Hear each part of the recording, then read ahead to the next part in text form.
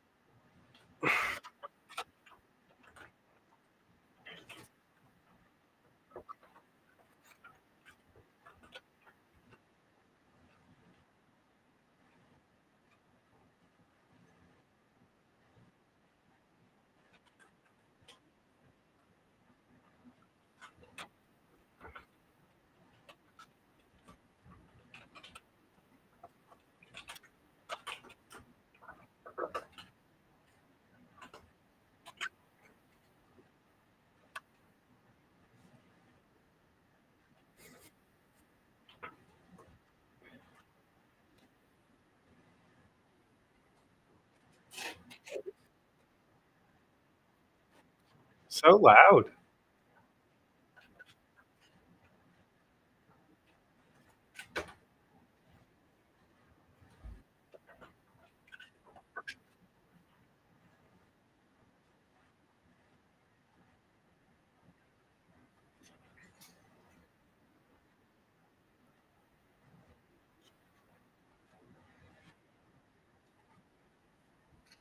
Who likes dragons?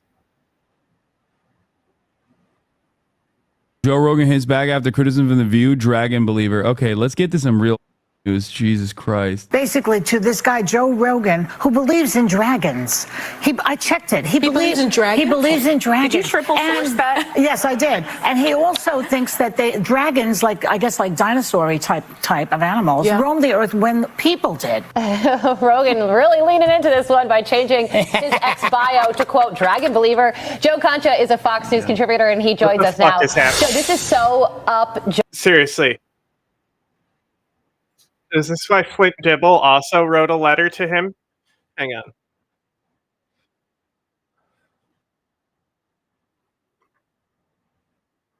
Let's go check out Flint Dibble real quick and see if he's talking about the same thing.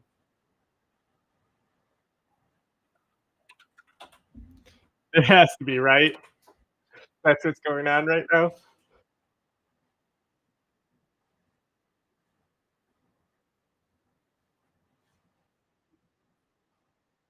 Just out and out lie.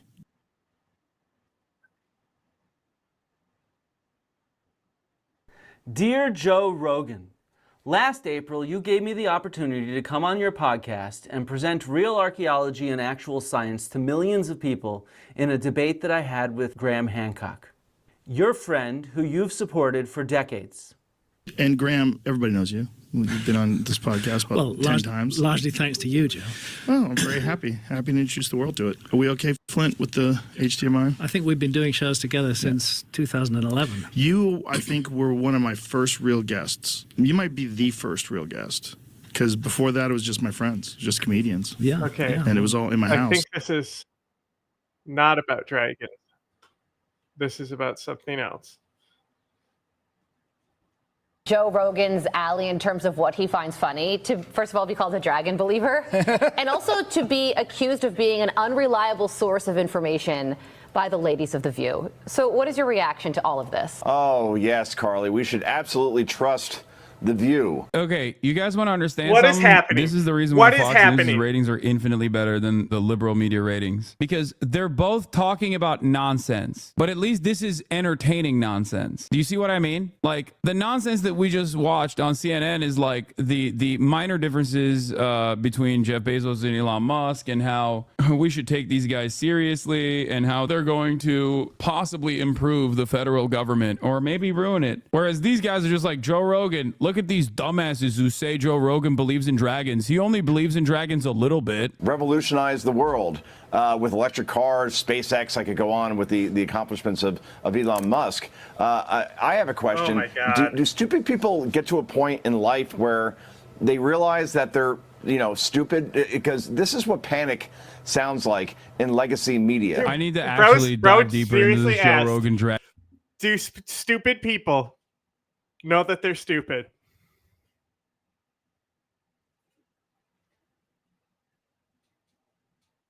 we're in hell. We might as well enjoy it. Does anybody have the clip? Where did this Joe Rogan dragon stuff come from? This is from his podcast. Okay, let's start here first. Were dragons real animals? You like these kind of far out there ideas. How do you like this idea? This guy There's rules. there's a group of people.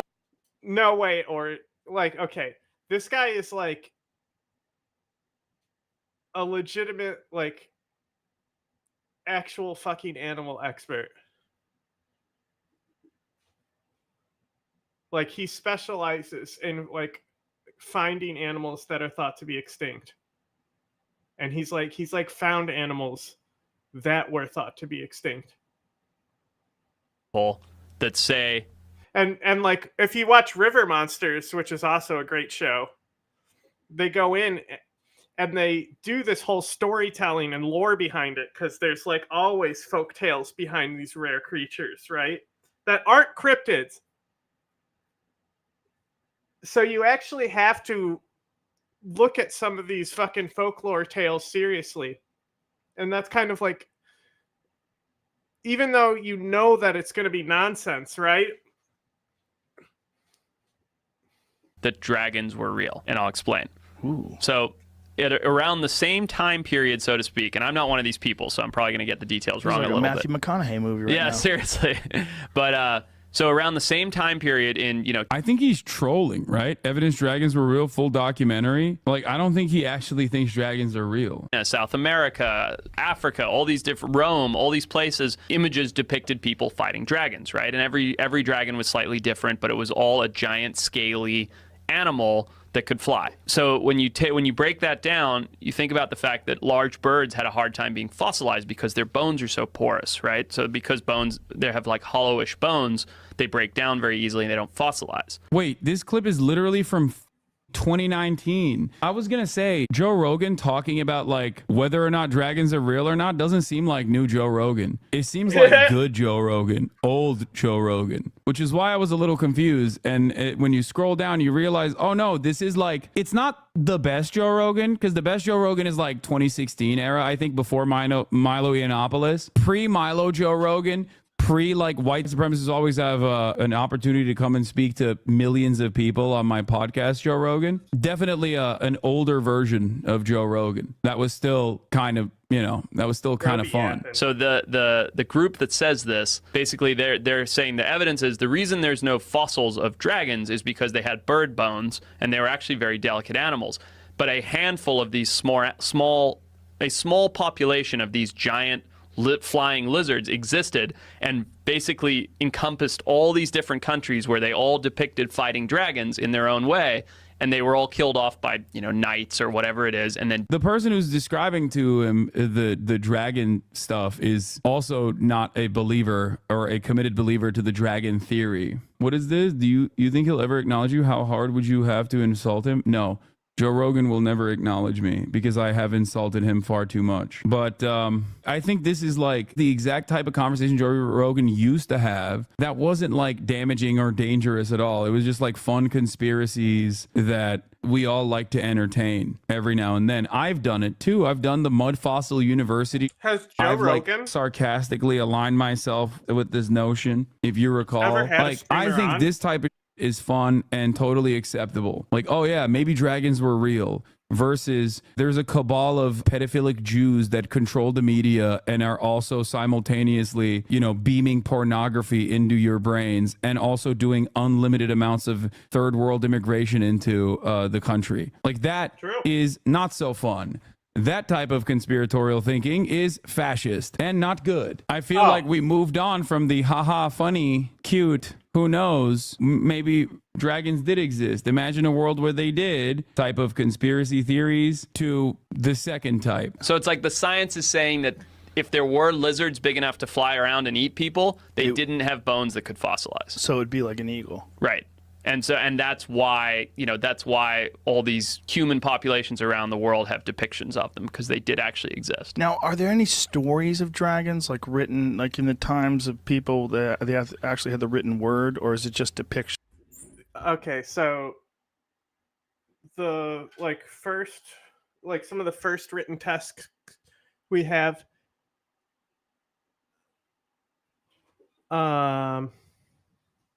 Mobile HUD goes over that camera division.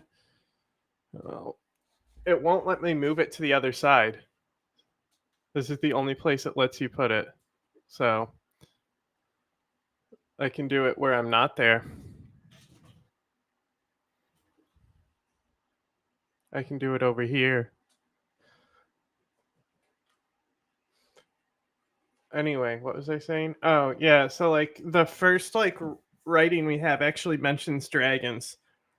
But it's. I don't know. Because, like, obviously the language has been translated over time, and they might have just, like, substituted in dragons. But in, like, the Sumerian, like, creation texts and stuff, I'm trying really hard to not get this confused with Diablo lore, because Tiamat is also in Diablo lore. And it creates the burning hells in Diablo. Oh, it's in Mesopotamian mythology. Or what? I meant Dungeons and Dragons. Sorry, I'm like reading and trying to talk at the same time.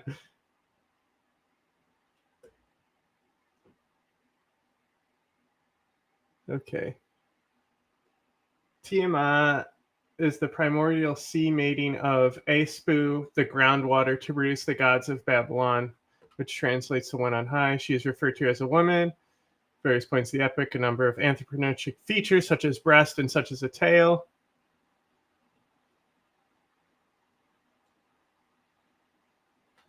Okay, but what? Hang on. Appearance. Tiamat's physical description: tail and thigh, lower parts, which shake together, belly, udder, ribs, neck, head, skull, ostron eyes. She has insides, possibly entrails, heart, arteries, bud. Tiamat was once regarded as a sea serpent or dragon, although Assyriologist Alexander Heidel has previously recognized that a dragon form cannot be imputed to Tiamat with certainty. She is still often referred to as a monster, though this identification has been credibly challenged.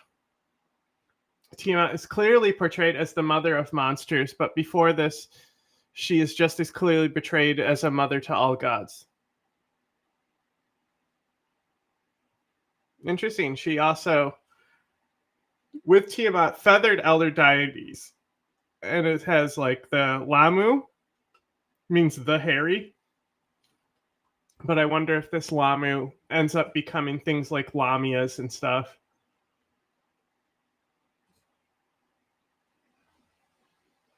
Because that shit will be happening. You can like find things that influence Lamias way far back.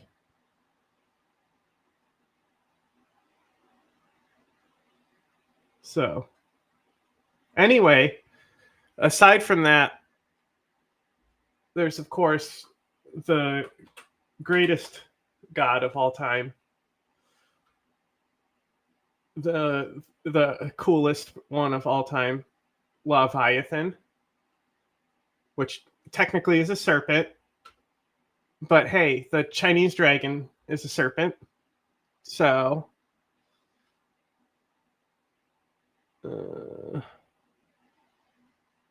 etymology and origins.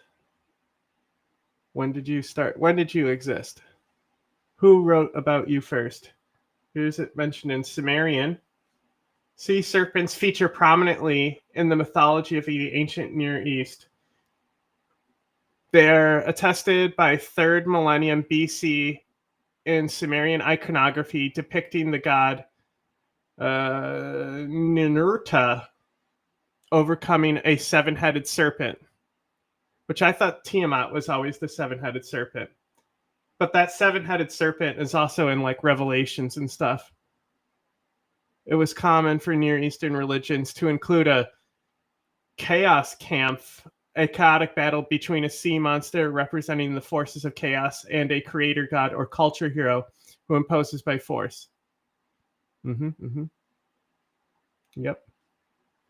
The Babylonian creation myth describes Marduk's defeat of the serpent goddess Tiamat, whose body was used to create the heavens and the earth. But that would be Babylon.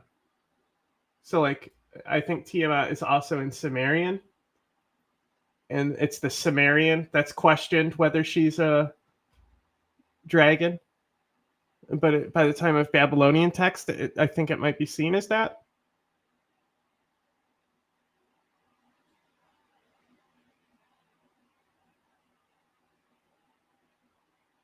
Okay. Anyway. I don't know. Not my field. That would be interesting because, like, are these depictions like ancient accounts told by generation after generation, like passed down? I think so. I don't know. I don't know anything about dragons or whether it's real, but I think it's interesting to think, oh, well, the science supports that if there were flying lizards, their bones wouldn't have fossilized, and these have been passed down, stories that have... So what about like pterodactyls? How the do they exist then? Those are flying reptiles? Bro, he just said flying lizards. How is that any different? I mean, he's not even arguing for this. He's not arguing for this position. He very clearly said he doesn't believe this, but he thinks it's like a fun, cool conspiracy. Also, what's hilarious about this is that, like, the current existing birds are the closest, I think, genetically to dinosaurs. So I don't really understand where we're going with Actually, birds are dinosaurs. that one. You're out of your depth on this, bro. Yeah. Special Forces vet Evan Hafer and Joe Rogan on Trump declaring war on the cartels. It's going to get wild. That would be a great January idea. 20. Great idea. Yeah. It's great to go to war with the countries on your border. Am I right? Oh my God, dude. Like, first he has to declare them a terrorist organization. And then they can do limited fucking strikes. Imagine if we fucking drone strike Mexico, bro. And any general that opposes it will be fired for being woke. That could, I mean, if a general is pissed off enough, that could lead to a coup, right? You don't Then understand. we'll really be a banana republic like Trump says we are. America has such a good, long-standing track record fighting against well-entrenched insurgencies. Like, they are so good. Famously, America is so good just mopping the floor with insurgency movements, especially when they're fully funded. Urban warfare, famously. Actually, America has a really good track record with a lot of this stuff, especially in recent history. Okay. Now, it took a while for America to build up to the point where they were intelligent enough and had the new doctrine to deal with these insurgencies. People think just because the Taliban kept power that America didn't like quell an insurgency there. But that's not the case because the Haqqani network was always in Waziristan. Waziristan is not Afghanistan. You can't do, even though the CIA did, you can't do legally over the border attacks into Pakistan like that. You know, it would be just as crazy as, like, I don't know, going to war with Mexico. Like, Pakistan is the reason why the Taliban were able to be preserved. Also, because it's also the Afghan government as well. Like, the government the Americans set up was fucking awful. Also, what you also have to remember is that when the Americans came to Afghanistan, like, there was nothing left. Everything was destroyed. So that's why, like, when we do our interview with the Taliban, he's talking about, well, there were some good things. You know, the Americans built up that infrastructure.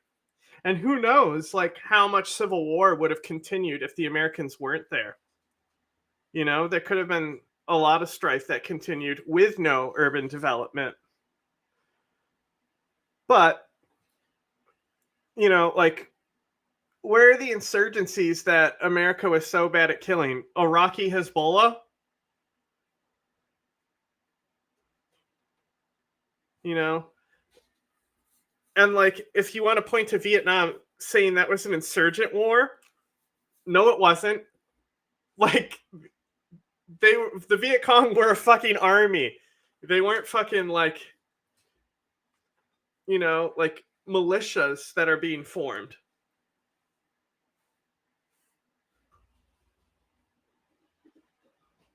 Notoriously easy, notoriously great track record from America. I can't think of a single time where America's had a success in this, okay? Like World War II doesn't fit the standard. There's never been a moment where America has ever, in its history, successfully conducted a counterinsurgency operation. And this time, it's Hassan be like, the caliphate still exists, bro. Like, and that wasn't even like America full on. That was like America was able to destroy ISIS barely using any resources. They used 10% of their power. Like, insurgent warfare is categorically fourth generation warfare. And it's defined by the state's loss of a monopoly on violence. Right? The Southern Vietnam government still had state control. They were being attacked by Northern Vietnam, which would be a separate state. That's like saying that this Korean War was an insurgent war. It wasn't. Like, it was a back and forth. There was lines. There's like behind enemy line attacks and shit going on.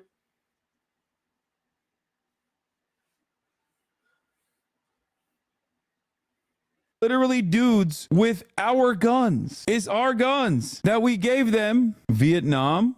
What do you mean? Vietnam? You think Vietnam was a success? That's a crazy way to look at Vietnam. Bro, where's bro talking about our guns? Where?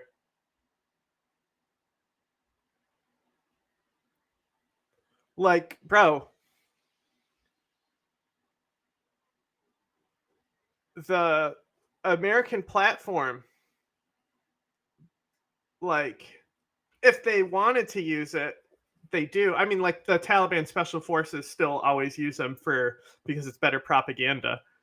But, like, you have to think of the logistics support network behind the rifles, too. Like, are they importing the ammo? Who's making the ammo? Where are they getting ammo from? You know, last time I checked, we don't make AK-47s. Vietnam, nor does anyone, because Vietnam was like the easiest to think about. Like, Vietnam was the quickest answer to the proof of what I'm saying. I was thinking about this from the thought exercise, where I'm like, because I know these units. I'm intimately familiar with them. Bro, if we declare war on the cartel, it was a straight up regular war. Like, fourth generation warfare doesn't start until really 9/11. Like, there's like the Yugoslav wars, like, there was militias formed there and stuff, and like some of it wasn't official militaries there. The Chechenian War is a good insurgent example, because they clearly were rebelling against the state, where the state had no monopoly on the violence there, and they got crushed too. Like, it's like this whole idea that insurgencies are unstoppable. I don't know where have we seen it. Like, where is this unstoppable insurgency? Like, I don't understand how this idea exists. Like, these dudes are not going to understand what's going on. No, like, of course not. They are going to be, God. You'll God stop the bless those distribution. guys. That's going to be, yeah. They are in. Like, Hamas, not an insurgency. They are a governing body. For years, they have been a governing body with an official military. And for a world of like ultra violence they've never actually felt before, because obviously this is a very capable ultra violent organization. They have no clue. If we organize these tier 1 units against them, this is going to be what I would be doing if I was down there. Like, I know all those shoe boxes in my... That's what I'm saying is, like, what are the successful ones? Like, there's not ones really coming to my head. Afghanistan, the Mujahideen.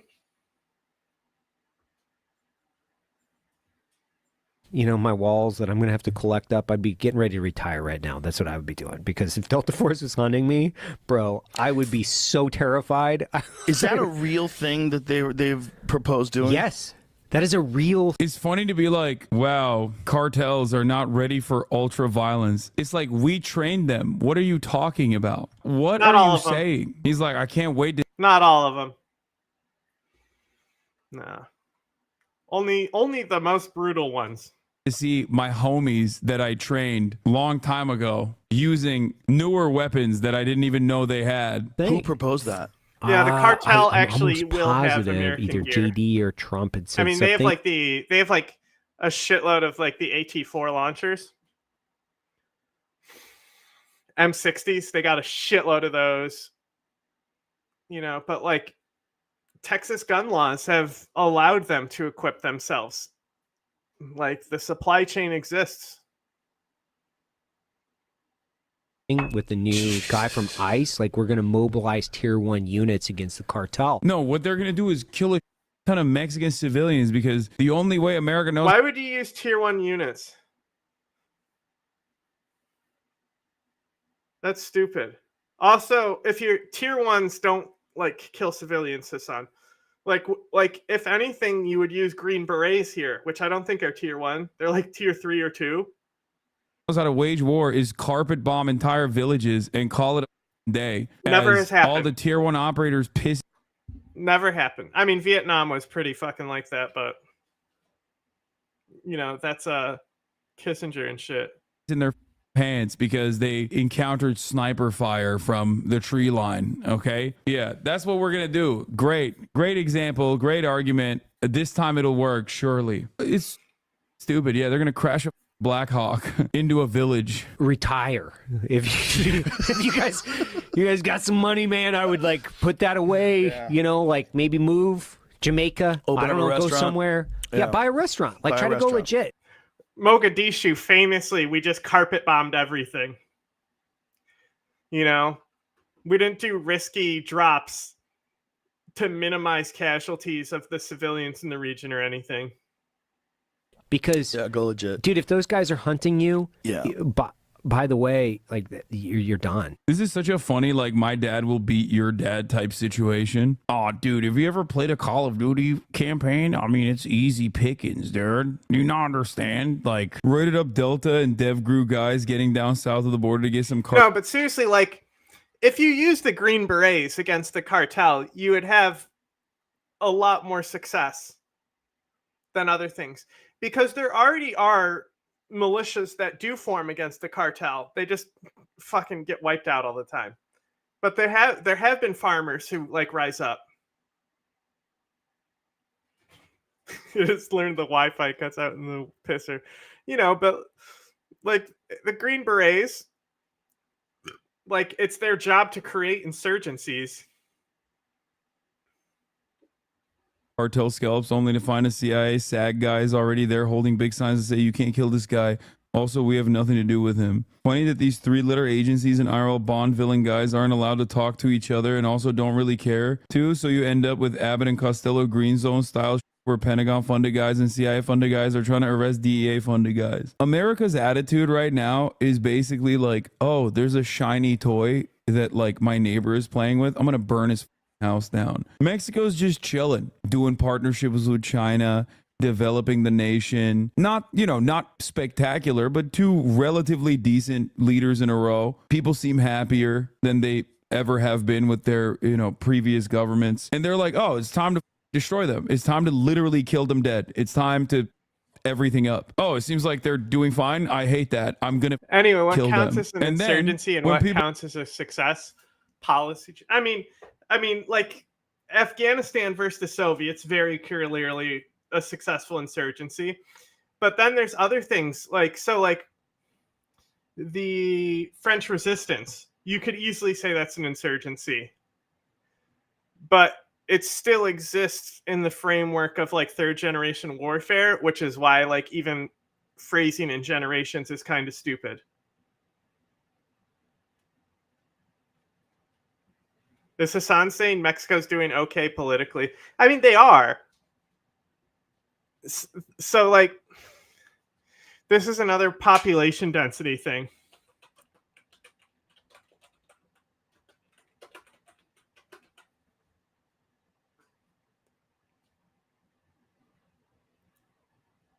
Okay. Go to...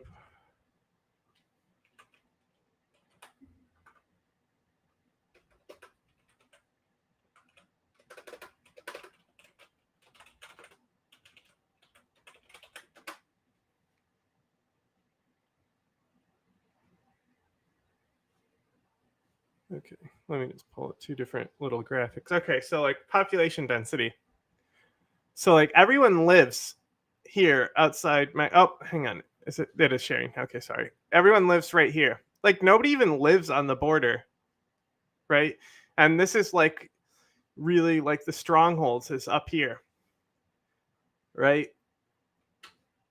But also, if you do go by homicides, right? Like obviously Mexico City is still high, where like that's obviously the highest. But it's also the most populated, right? But like look at like these upper areas where I was just said like they're strong zones for the cartel. Like that's a lot of fucking people there considering nobody lives there. Right?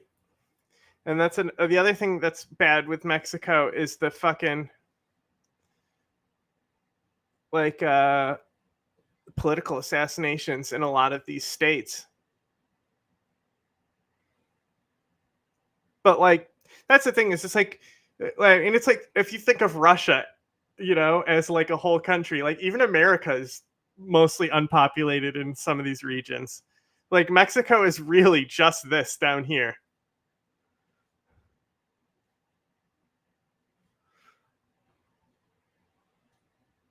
People are like, oh my God, you killed my entire family and you destroyed the remains of like whatever wasn't the narco economy. You've completely destroyed it. Now I have no other option but to cross the border. And then you go and you spit on the people that cross the border. You're like, you want to rape and murder my wife. And that's the American success story over and over again. It's like such a wild like, thing to say. If you think about it, right?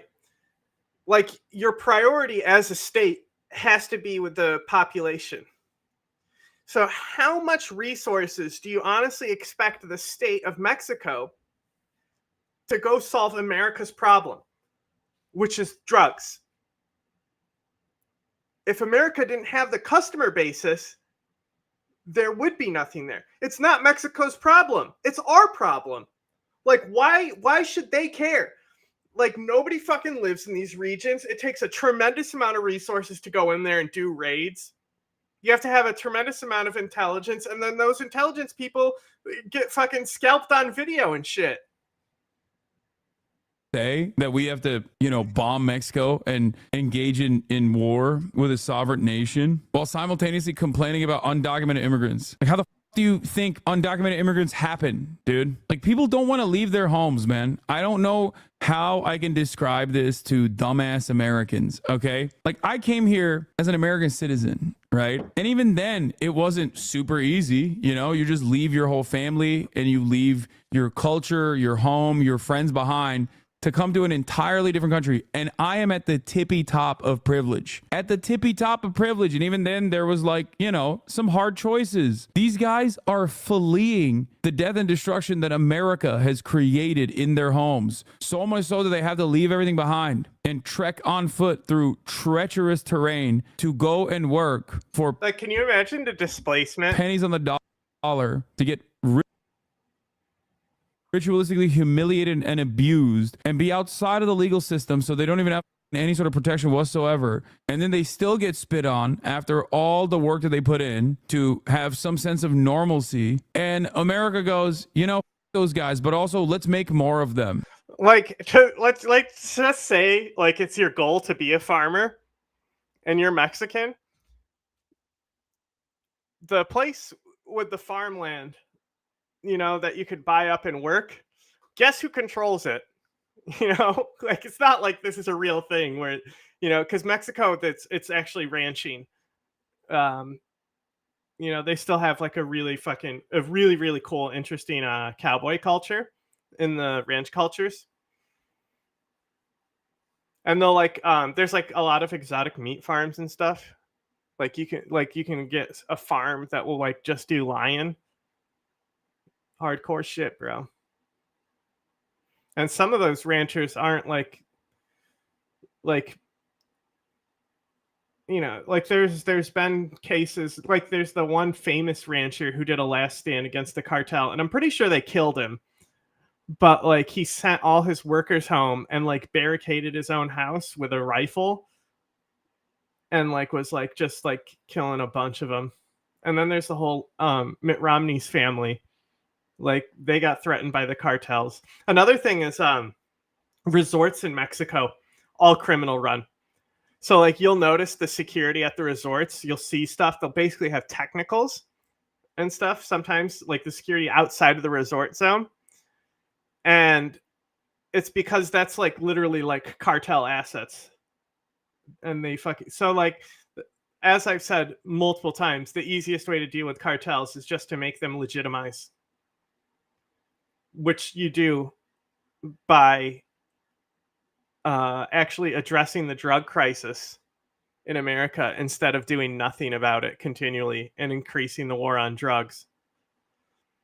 By bombing a relatively stable nation south of our border. It's so stupid. It's stupid and it pisses me off. We could just kind of like versus cyber warfare and other overt and covert actions to inflict maximum damage on cartel leadership, infrastructure, and operations. Oh, Jesus. Bro, it is going to get wild. It's come getting January wild. 20th. The peaceful dove, ladies and gentlemen. No new wars, ladies and gentlemen. Trump isn't going to do shit. He had a good relationship with AMLO, and I think he's going to be the same. Yeah, as long as he did not have a AMLO good relationship with AMLO. What are you talking about, bro?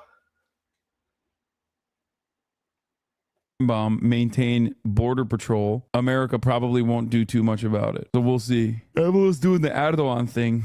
Like the method is Erdogan took in a whole bunch of Syrian refugees so that they wouldn't go to Europe, and in return he gets to arrest like Kurdish journalists and shit every now and then. He gets to bully like journalists. Pretty much. He ain't wrong.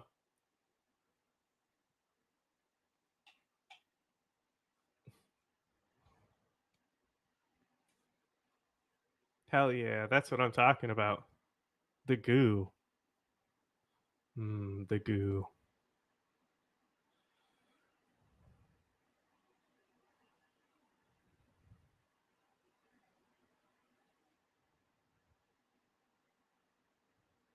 How do you think they're filming this? Sure seems dangerous.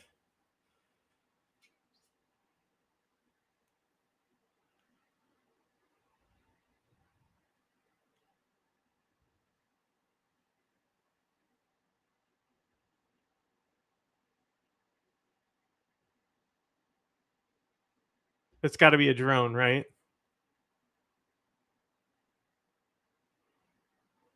But like it's hitting water and not going down. Like,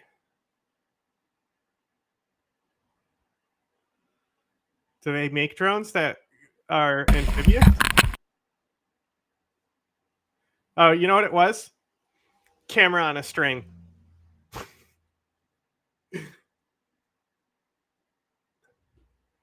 That's what was happening.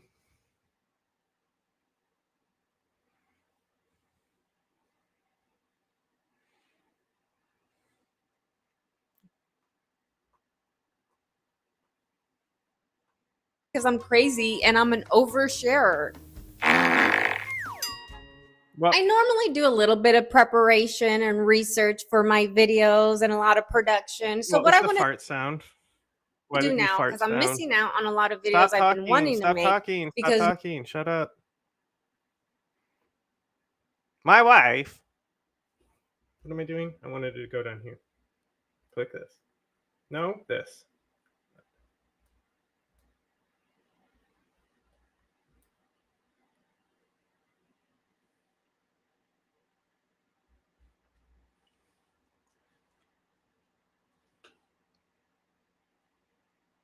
She's got that midriff going today.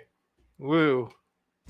I'm going to give you guys an over explanation for something that doesn't even need to be explained just because I'm crazy and I'm an oversharer. I normally do a little bit of preparation and research for my videos and a lot I love this fucking painting behind her. of production. So what I want to do now, because I'm missing out on a lot of videos I've been wanting to make because news keeps happening, is I want to maybe do a political video that has a bunch of hot topics in it. It might not be as produced, it might not be as researched, but I don't want to like miss any videos when I don't know. When I think about my YouTube channel, I think of it kind of like an album just for me since I don't have that many subscribers. So when I'm super old, I can look back and it's almost like a timeline of what was happening in history. Anywho's, if you see me filming against this wall or like in the car or in a random place, it's probably a thrown together quick video. But so much has happened in the news this past week with entertainment and politics. I'm going to throw two videos together. This one's going to be the political one. After this, I'm going to do more of the entertainment one. So yeah, for going forward, I just don't want to miss too much. And I don't want to be annoying to you guys because I do follow some political people that feel like they have to do the most and they do a ton of shorts and they talk on their community all the time and there's notification 5 times a day. And I don't want to be annoying. I have to usually put those people on silent so I don't get their what? She doesn't want to be annoying. That's crazy. That's the best part about her. Notifications because I still want to see their regular videos and support them. I just don't want to bombard you with a ton of, that's why I don't do a ton of shorts.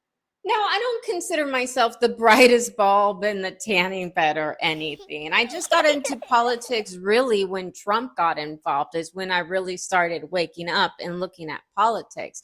But so far, Woke. I think we've been right on the channel. Dude, she reads the comments. She reads them all. Like when we knew that Joe Biden was going to drop out, yet everyone was saying, no, he's not. That's never happened. But I'm still like, dude, Joe Biden is going to drop It has happened. out of the race. And we've been saying that the Dems are going to try to start World War III before Trump gets into office. And look what's happening. We're going to get into that today. A lot of people were so excited about Trump's dream team. Me too. And everyone was so excited with Matt Gaetz. And I was too. To say that based off of your comments, you're suggesting that these women at these abortion rallies are ugly and overweight? Yes. What do you say to people who think that those comments are offensive? Be offended. But I knew not to make a video right away. I just have this spidey sense. We still have a few weeks. The Dems were doing weird stuff. Oh, sorry. Legal note. I have a legal note. Matt Gaetz has long denied all allegations and has not been charged with any crime. Gaetz previously dismissed allegations that he paid for sex, saying that, quote, someone is trying to recategorize my generosity to ex-girlfriends as something more untoward. You know how the libs work. I had a feeling that it was too good to be true, and that's why I didn't want to report on Matt Gaetz being Attorney General, because we all know this week he stepped down. And then when Matt decided to step down, then Trump decided to appoint or nominate, or I don't know what it's called, Pam Bondi. And everyone says that Trump hates women, but he's put so many women in his cabinet already. She liked my comment what else about you guys trans got? sweater. Even a couple videos ago, I was crying at the No, end. I guarantee you she doesn't care about trans people. Because it truly hurts me that the media can just lie to American people, make them believe that Trump is Hitler. And when the election results happen, there are people taking their own lives, people unaliving others because they truly believe the left media. And in that video, I said that a lot of these news networks are for sale right now because the American people aren't picking up what they're dropping anymore. You know what I'm saying? They're not They're not buying what they're selling. And I was crying in that video saying that someone like Elon Musk needs to buy these news networks, people with money. Oh my God, and I'm please. not wanting it to be all right leaning. We just want it to be moderate. We just don't want it to be all liberal talk, all woke, Moderate is identity right-leaning. politics that causes These people division don't even in know race. what these words mean. Racism. Just have it unbiased. And what happened this week, rumors allegedly that Elon Musk might buy MSNBC, and rumors is that the show The View might be canceled, allegedly. Finally, how many years did that take? This video is just me boasting about my spidey sense, because everything is as what I said was going to happen. So Biden is allegedly trying to start World War III before Trump gets into office. He's giving Ukraine a bunch of landmines. And what did Russia just do? Russia decides to launch the first ever in history ICBM to Ukraine. Yes, it didn't have any nukes in it, no explosives, but they still explode. They still leave holes in the ground. There just might not be any like radiation that follows. It was like a warning fire. It was like, oh, look what we're going to do. We're just testing this out because you know what comes next, like kind of like the real one kind of thing. And I don't know. I haven't been paying too much attention to the news this week. I think maybe allegedly Trump already talked to Putin. I'm not sure. Trump can work it out. I have faith. Like, we only need to hit one strike on Moscow and they're done. Like, Russia needs to take out Poland, Germany, all these other fucking countries before they even get to America. Like, let them. Go ahead. I bet it's totally gonna happen any day now. Faith in him, but you know the Dems and the libs are going to be like, oh, see Trump is such a puppet for Putin. It's like, no, it's because other world leaders actually respect him and will actually talk to him because they're afraid of him. They're not going to talk to Kamala or Joe Biden. They don't care. They're just going to keep launching shit. But yeah, I think that's all I have for this one today. Just let me know if you like this kind of format with me just throwing a bunch of topics in one video. I don't think Putin feels fear. MBS does not feel fear. She literally has no idea what she's talking about. And that's why she's the best. You know, she's got the quality content.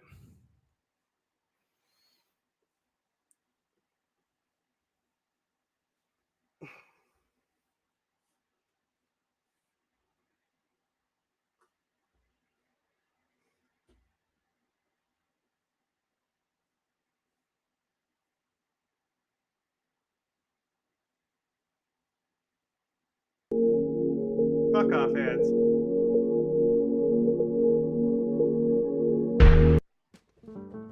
Hi everyone and welcome to this deep dive into the Temu croissant lamp. Can somebody In case please you don't tell know her the to stop? backstory, No! She's the best. a TikToker from Australia uploaded a video 3 weeks ago where she noticed ants around a croissant-shaped lamp that she received as a gift. Upon closer inspection, she had a feeling the lamp was actually a real croissant, so she broke it open and found what looked like fragments of bread inside. And in one of the most unhinged moments of internet lore, she ate the crumbs inside the Temu lamp and claimed it was definitely a real croissant. This is the sort of story I love, and the first thing I had to do was find the lamp. Interestingly, right after this incident went viral, every single croissant lamp was removed from Temu. You won't be able to find anything on there now, but I did manage to order 2 very similar lamps from AliExpress and Amazon.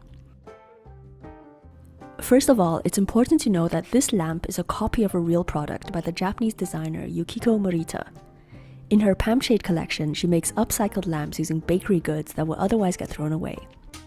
It's a luxury product, but the quality looks amazing and is worth the price tag. At the end of this video, I also tried making my own croissant lamp and discovered it's a lot harder than it looks. Now going back to the 2 lamps I ordered. These were from different sellers, but came in identical boxes, so I assumed they both contained the same product. However, to my surprise, these are 2 very different designs, which was also hard to tell based on the listings. This also explains why many of the comments under the viral TikTok, a lot of people insisted that they also had croissant lamps at home that were definitely made from plastic. The first one looks very similar to the one from TikTok. It takes 3 AAA batteries and genuinely looks very pretty when lit up. So now we have 3 big questions. Are these lamps really made from bread? Can you eat it? And will it make you sick? To begin with, the smaller of the 2 lamps doesn't look real to me. The colors just appear fake, and you can clearly tell this is brown paint airbrushed onto yellow plastic. Another dead giveaway is that both of these are exactly the same shape, which means they were made with injection molding. The base is also completely flat with a perfect slot for the battery pack. We love injection molding. So the second croissant lamp looks a lot more sus just by comparison. To start with, it has plenty of visual detail on the base. This doesn't make sense for a cheap mass-produced product because there's no point adding color to an area that nobody's going to see. The other thing that looks very weird is this line of hot glue around the edge of the battery pack. To me, it seems really irregular and almost like it's being used to create some kind of seal. So the first thing I want to do is remove the hot glue and try to take out the battery pack. It's not that hard taking this off, and there's already a gap here which I'm going to use to loosen the plastic from the resin. So the moment this popped up, it's completely obvious that this lamp is a real croissant. The hole is very irregular and you can even see loads of crumbs inside. And it smells like bread as well. It's not a buttery croissant smell, but more of a faint wheaty scent. To be fair, I'm quite impressed that the entire inside is coated with an extremely thick layer of resin. There's just one exposed area near the base, which is where all the crumbs are coming from, but most of the interior is pretty smooth. This also explains why the overall shape is weirdly asymmetrical, with this tip almost flattened. I think the croissant was placed this side down and the resin poured over the top. This way, it's a lot easier to get a thick coating on all sides. So now we can say for certain this is real bread. The next question is it safe to eat? Yeah, there are 3 things that could potentially be a hazard, and those are mold, bacteria, and chemicals in the resin. Mold, bacteria, and a shitload of resin. No way. To test for the first 2, I'm going to use the science kit. You just swab the surface and then incubate the sample on agar plates. Even though it only mentions bacteria, agar plates also work for most types of mold as well. First, you have to dampen the cotton tip with bottled water and take samples from your test object. You need to have a control experiment containing something dirty so you can be sure that the incubation process is working. So I'm going to swab my phone, which many people say contains a lot of germs. You rotate the swab 360 degrees and then drag it out like a star shape. I'm also taking a sample of the bottom of my shoe, which is definitely full of gross things. You can even see how dirty the cotton tip is. And for the last 2 dishes, I'm going to swab the inside of the croissant lamp. I know I touched this earlier with my bare hands, so there might be a tiny bit of cross-contamination, but I'm trying to get the samples further inside. The instructions say that you can simply use a desk lamp as an incubator, so this is my setup. The important bit is that the temperature remains between 30 to 37 Celsius. You place the agar plates facing downwards and leave them for a few days. It's normal to see some condensation, and the bacteria or mold should start becoming visible after 12 hours. Here they are 3 days later. The dish with most germs growing inside was, not surprisingly, the sample from my shoe. There's definitely some fuzzy mold in here, as well as this thing, which is 3-dimensional and looks super disgusting. Epic. Bacteria colonies appear like shiny round dots with a slight yellow tinge. I was quite surprised that the phone sample was reasonably clean. There's just one teeny tiny dot after 3 days of incubation. But compared to the other dish, this seems completely fine. I guess it makes sense because even though there might be some bacteria on your phone, it's not going to make you sick, otherwise you'll just be sick all the time from touching your screen. Well, also, so moving on to the croissant how long lamp can the samples, bacteria live on the both surface? of these contain some crumbs which I couldn't get rid of while taking the samples. However, under magnification, it's quite easy to tell them apart from bacteria. The crumbs have irregular sharp edges, and I'm pretty sure everything in this dish are just crumbs. I also observed these very closely over the 3 days, and I didn't spot any new bacteria dots forming. There's just one tiny string here that might be mold or a fiber from the cotton bud. It's really hard to tell because it's so small. But all in all, we can conclude that there isn't a significant amount of bacteria or fungi inside the croissant lamp. fun guy. Resin would be the final hazard. It's well There's known that definitely uncured resin. resin is bad for you, but the general consensus is that cured resin is not ideal, but is not toxic either. It's comparable to God. plastic. In the TikTok video, the girl clearly eats a piece of croissant inside the lamp that wasn't covered with resin. It had no visible mold on it, and based on my experiments, it's unlikely to contain a lot of bacteria either. So eating a very small piece of the Temu croissant lamp is almost certainly not going to make you sick. However, I'm obviously not going to try it myself, because I don't even eat fully packaged foods one day before the expiry date. For the final part, I want to see how easy it is to make a croissant lamp from scratch. I got these fresh from the bakery, and I'm going to use one of these LED candles. First, I'm slicing a hole through the bottom and carefully hollowing it out. I accidentally made a crack near the top, so you have to be very careful here. Now I'm using an extra thick, fast curing resin, which I hope is going to reduce the chances of too much resin getting absorbed by the bread.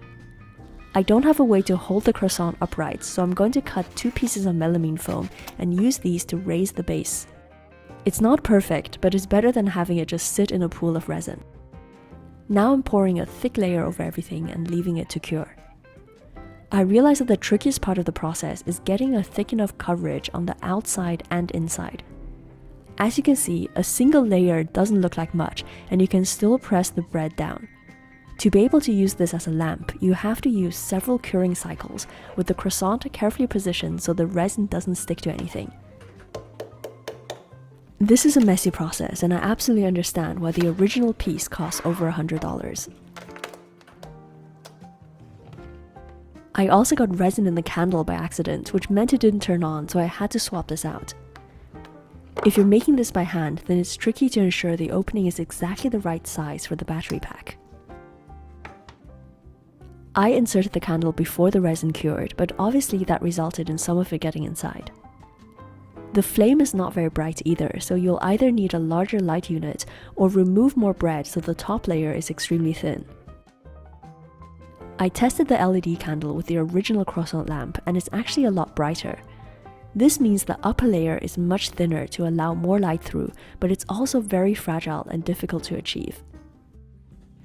Despite the ridiculousness of Temu selling a real croissant lamp, the actual process was clearly done by hand, and it's not an easy task. I guess the advantage of using real bread was for instant realism. If you compare these two lamps, it's obvious which one looks more aesthetic. By the time you see this video, all versions of this croissant lamp have been pulled from online shopping platforms. Any current listings only sell this plastic version, which is pretty unappealing and not worth the price. Of course, if you really love this design, then please consider buying it from the original designer. And the latest update from the girl on TikTok is that she's perfectly fine after eating part of the lamp. She has left this mortal coil.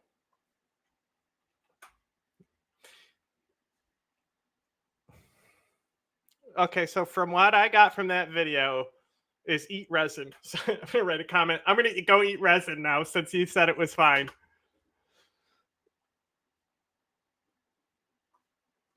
You're gonna get so sued. Oh, my breath smells of mummy. So as we sat pondering this truly important question, it occurred to us that there was only one thing to do to find out. Break into a museum and steal a mummy. But when we realized that we just didn't have the outfits for the occasion, we decided to go with the next most logical thing, and instead just make one ourselves. Inside this sarcophagus is the actual mummy of Hennefer I, the illustrious chicken pharaoh of Greater Canada, recently deceased and recovered from the Asian grocery store we bought them from.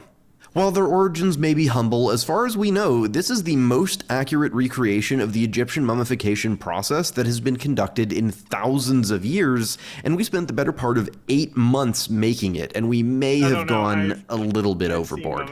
In order to do this, we had to talk with Egyptologists, learn a sizable amount of ancient Egyptian, translate the wall of an ancient temple, source herbs and resins from all over the world, reverse engineer the various ointments, all from mass spec data of both actual mummies and a brand new archaeological find, and then we had to figure out from both ancient sources and modern recreation attempts how to execute all the steps properly.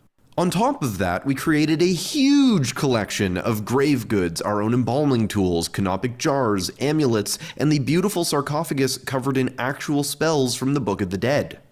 Just the incense that we burned during the process is made of 17 ingredients and takes a month to make, just to give you a sense of how deep down this rabbit hole we went. And now I have an extensive collection of herbs, resins, and spices that would make even the most dedicated herbalist blush.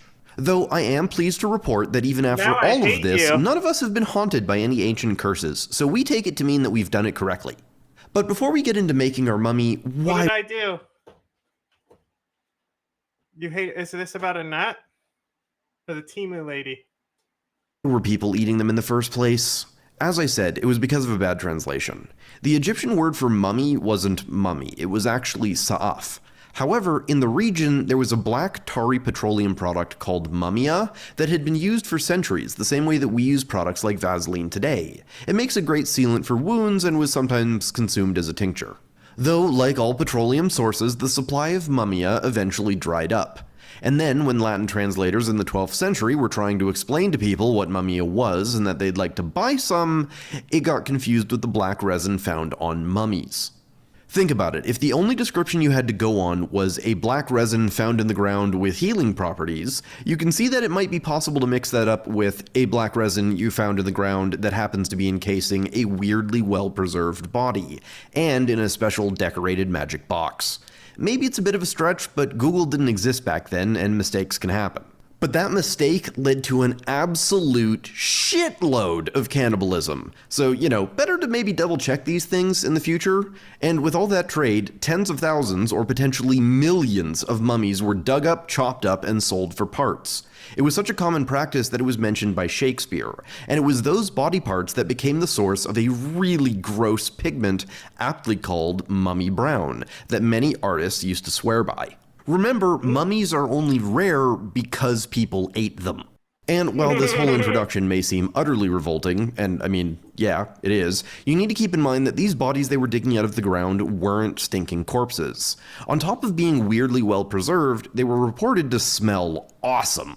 To the ancient Egyptians, smelling good was to be close to God, and bad. Because, my professor said that one of the mummies he worked with smelled so bad, and it's actually encased in glass when the other mummies aren't, because it was so stinky.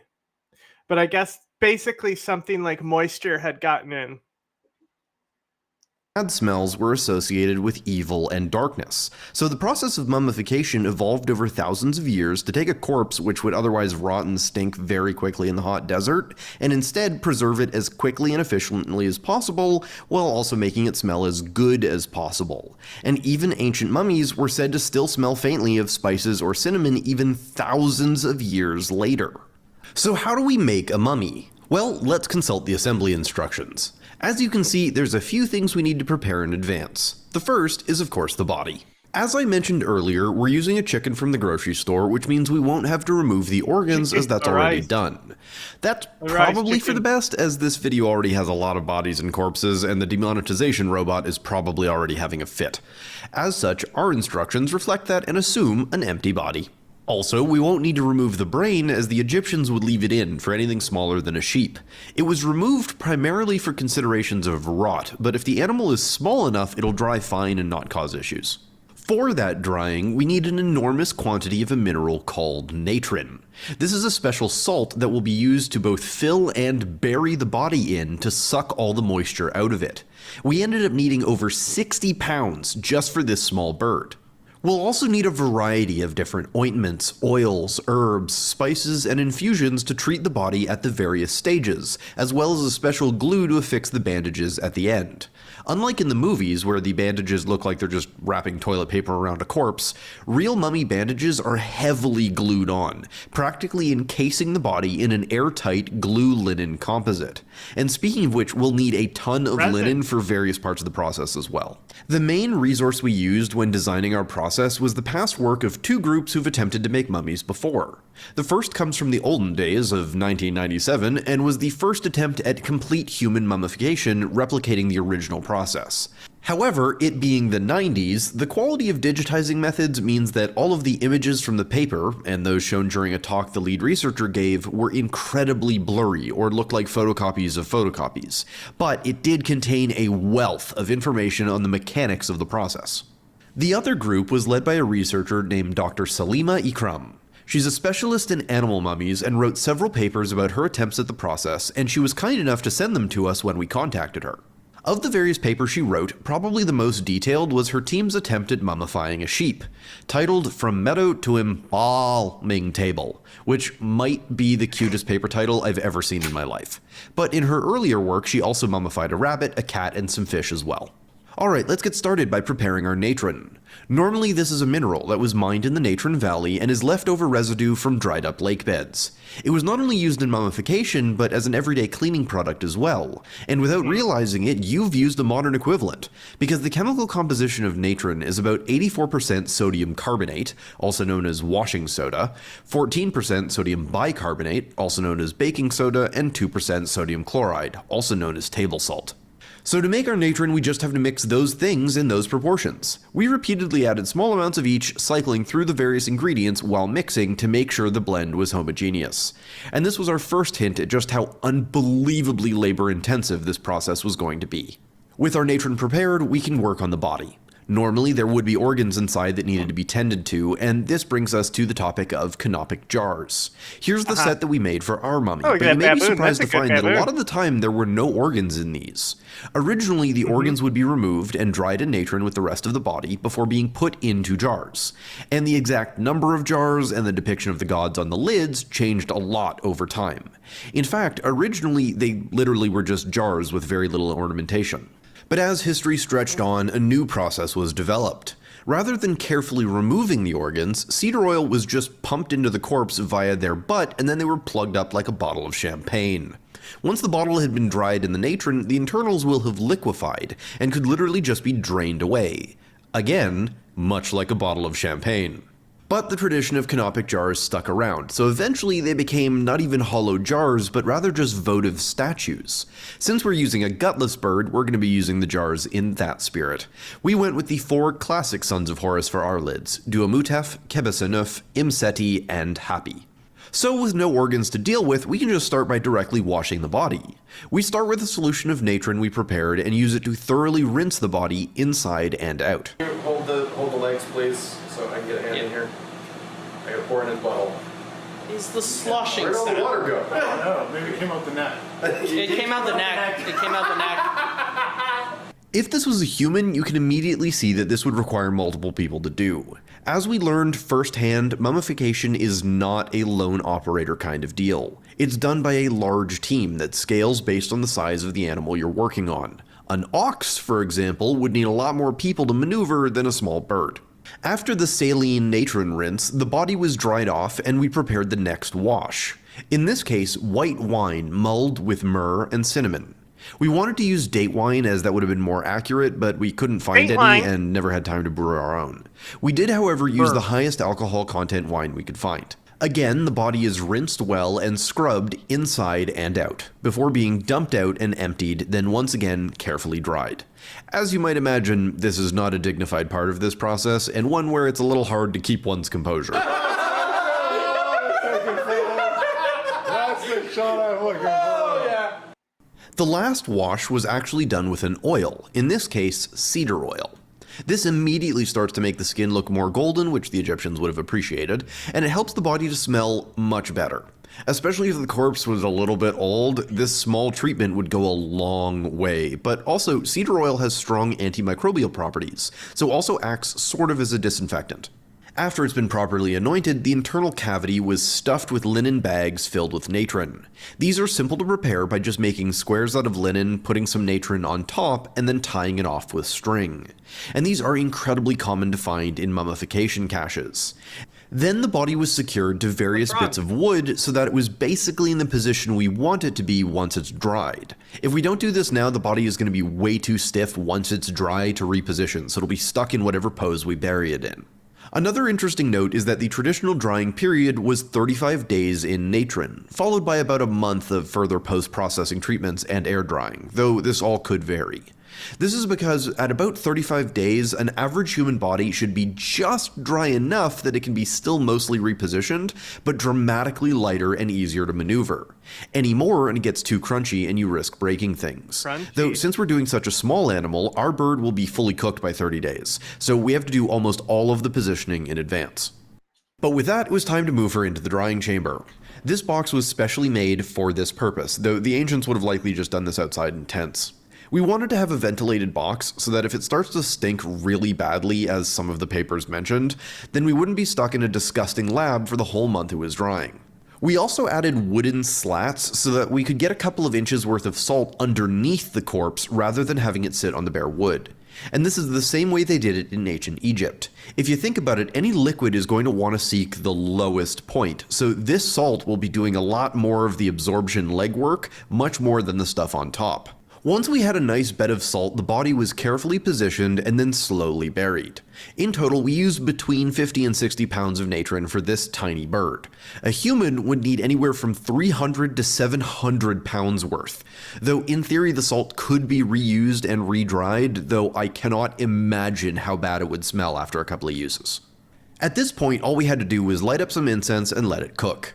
We burned 3 kinds of incense every day we were at the lab. Myrrh in the morning, frankincense in the afternoon, and 1 ball of kifi, the special incense we made, in the evening before we left. Kifi, or at least my version of the recipe, smells incredible. Like a fresh spring day with notes of sweet berries and herbs, and as it burns it changes to a rich, woody notes. There's a bunch of channels on YouTube that have attempted making it, but most of them make wildly inaccurate substitutions, like using rose petals or pine nuts. Or some are just using bad translations of the recipe, as there's a few floating around online that come from ancient Greek writers rather than Egyptian sources. However, the process of making it is really long and complicated and has a really cool story behind it, and it just won't fit into this video. So instead, we've made a second video over on Nebula that you can watch right after this one. We go over the recipe for kifi, all the ointments we'll be making today, as well as translations for all the hieroglyphs that you're going to see throughout the video, and a bunch of other Easter eggs. Eventually, I want to make a video dedicated solely to the production of kifi, but I'm not 100% satisfied with my recipe yet because I'm not actually 100% sure if the hieroglyphs were translated correctly. In the only copies that I could find, some of the symbols are damaged or may have been copied down incorrectly back in the 1800s. So the only way I'm going to know for sure is to physically go to Egypt and check the tombs and temples myself. The most frustrating part personally is that the recipe is visible in a popular tourist spot, there's just no pictures of it. So once I take that trip, I'll make that follow-up. For now, the Nebula video will include my current recipe for those that want to give it a go and see all of the other fun details that I mentioned, but we'll talk more about Nebula at the end of the video. Alright, back to our slowly desiccating corpse. If we'd been professional embalmers, as the thing dried, we may have noticed the smell and thought to do something about it sooner, but we ended up waiting for 15 days to change the inner natron bags. We weren't sure they needed to be changed at all, but by day 8, there was a noticeable stench of death, and by day 15, it was getting intolerable. Oh yeah, that's okay. Yeah, that's where all the stink is. This was also the point at which some part of our lizard brain started screaming, if we eat this, we will die. So our initial plan to make a second mummy out of a side of pork specifically to be eaten was thrown out the nearest window. Because I'm all for committing to the bit, but if there's one thing I've learned after watching the Ocean Gate wreck, it's that dying in an incredibly stupid way on the internet is a really bad idea. So we decided on an alternative that we think you'll find fair. Technically, people didn't usually eat the flesh of the mummies. I mean, they did, and they came up with all sorts of mental gymnastics to claim that it wasn't cannibalism, but generally, mummia specifically referred to the resinous coating. And for the first time in thousands of years, we have loads of the same resins that just happen to be fresh. So we don't actually need to scrape them off a mummy to taste it. So at the end of the video, you'll get to see that chaos. However, before we move on, look at how dark the skin already looks. Before the groups I mentioned earlier attempted to make a mummy, people didn't know if they get their distinct colors from the fact that they're very old or from the process.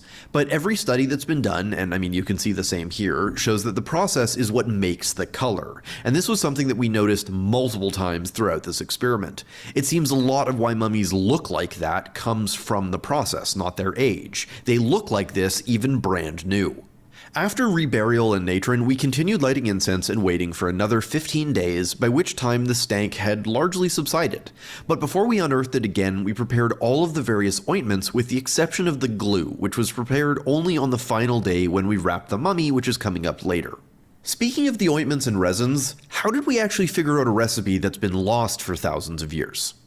Literally only a year or so ago, a brand new find of a mummification workshop at the necropolis in Saqqara turned up a number of pots that not only had residue of the balms and ointments still in them, but the pots were labeled with what they contained. So using a technique called mass spectrometry, the group analyzed the residue and just published their analysis of what compounds could still be found and what sort of ingredients must have been used for each type of mixture. We, of course, were thrilled when we saw this, as we happened to be looking into mummification ointment recipes right when the study was published. I took the information from that paper and then compared it to several others that took samples off of actual mummies and ran the same tests. From both of these, I was able to put together an ingredient list, and the labels of the pots in Saqqara also specified what each mixture was supposed to be used for. What? The mass spec data also shows how common each ingredient is in the mixture. When you adjust for how volatile each ingredient was to account for the fact that really smelly stuff also evaporates away more quickly, you end up with a recipe that is pretty close and should work. Also, something that is very, very clear from the mass spec data is that just like how everyone has their own family recipes, so too did each embalmer, and the actual recipe wasn't something that was necessarily set in stone. There was a huge amount of variation, especially when you look at the composition of mummies from different periods. It would be made from a selection of ingredients, a little bit a la carte, and adjusted based on how much you were paying. Remember, everyone was mummified, so the recipe was highly dependent on class, just as much as it was on time period. The ingredients for the ointments were expensive and had to be shipped in from literally all over the world, so luxuries like high-quality embalming came at a steep price.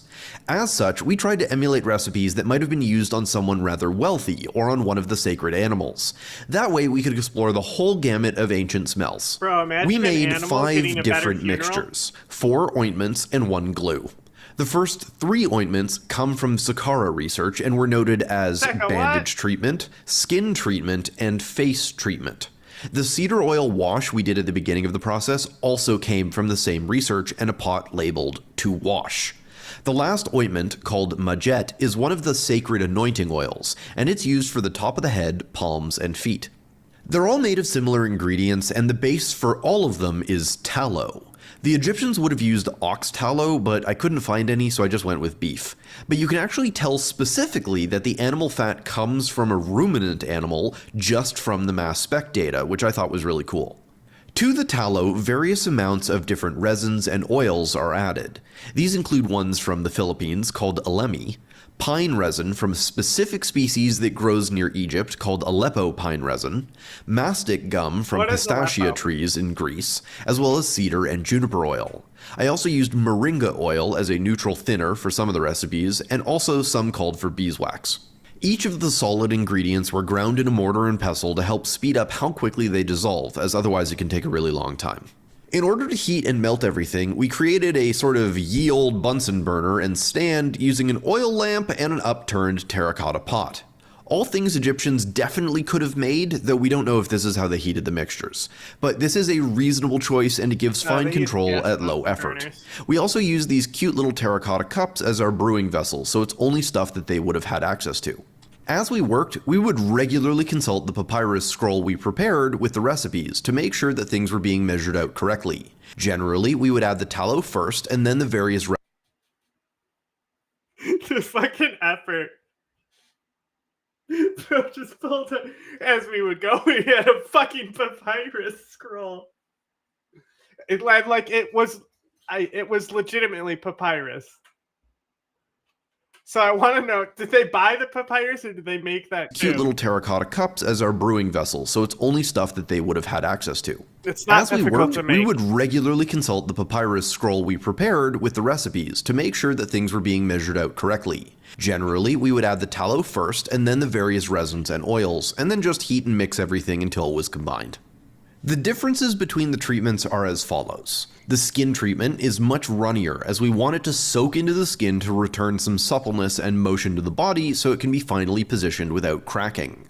The face ointment is more gelled and includes beeswax to give it a more protective layer to the face. beeswax. And the bandage treatment also includes some wax, but That's is just much ads. richer in aromatic oils and was mixed to Smoke be that. very firm Smoke at that room shit, temperature. bro. You won't. After all, we don't want a mummy to look soggy, it should be nice and solid. Finally, the Majat, the holy oil, is more focused Well, on you smell. can't say that word It anymore. contains cinnamon, myrrh, and pine resin along with cedar and juniper oil. But it also contains a plant called madder, which acts as a rich red dye. This is why this mixture was also used as a makeup in more daily or religious life outside of mummification. All of the leftovers from this process, as well as large amounts of myrrh, cinnamon, and frankincense, were ground up and mixed into sawdust.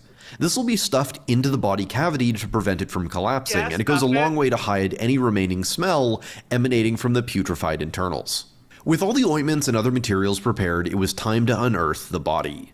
This time, very little had changed, as the body had already been fairly dry by day 15.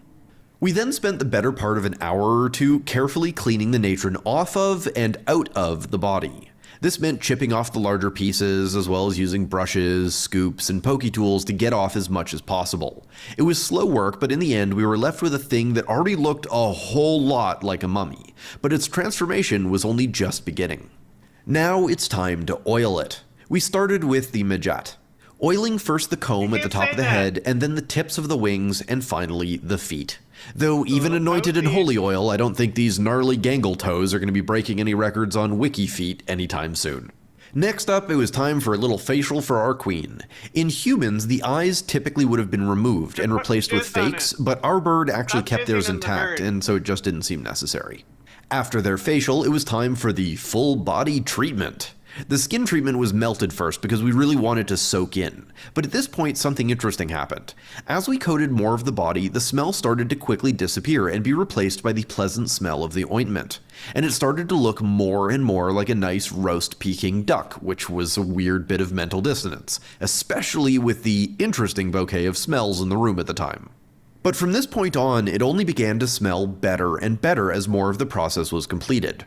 Right after applying the final oil, it started to smell so nice that you could easily forget you were handling a corpse. Once everything was well oiled, we used some rope to do a final bit of positioning to the body. We knew at this point how wide it could be to still fit into the sarcophagus, and its knees needed to come in a fair bit. When it was ready, we brought it back upstairs and laid it on some linen on the pile of natron, and of course lit some more incense. This way, the body will have time to sit and absorb the oil in a nice dry environment and be further smoked and infused by the incense. Now, speaking of the sarcophagus, this is another area where a ridiculous amount of work was put in. Did we need to do this? No. Would it have affected the taste in any way? Also no. But if we're going to have a mummy around the office, it needs a proper case. The sarcophagus base was carved from wood by hand by my awesome dad. His name is Danny, and he is, amongst many other things, an award-winning wood sculptor in his spare time, and was thrilled when I asked him to make the sarcophagus for this project. Video has But everything. probably not as thrilled as I was when he came to the lab to deliver it after weeks of work. Oh, I'm so excited. Oh, I'm so excited. I feel like I'm presenting like I hope that's okay. Yeah, that's perfect. Yeah, it's perfect.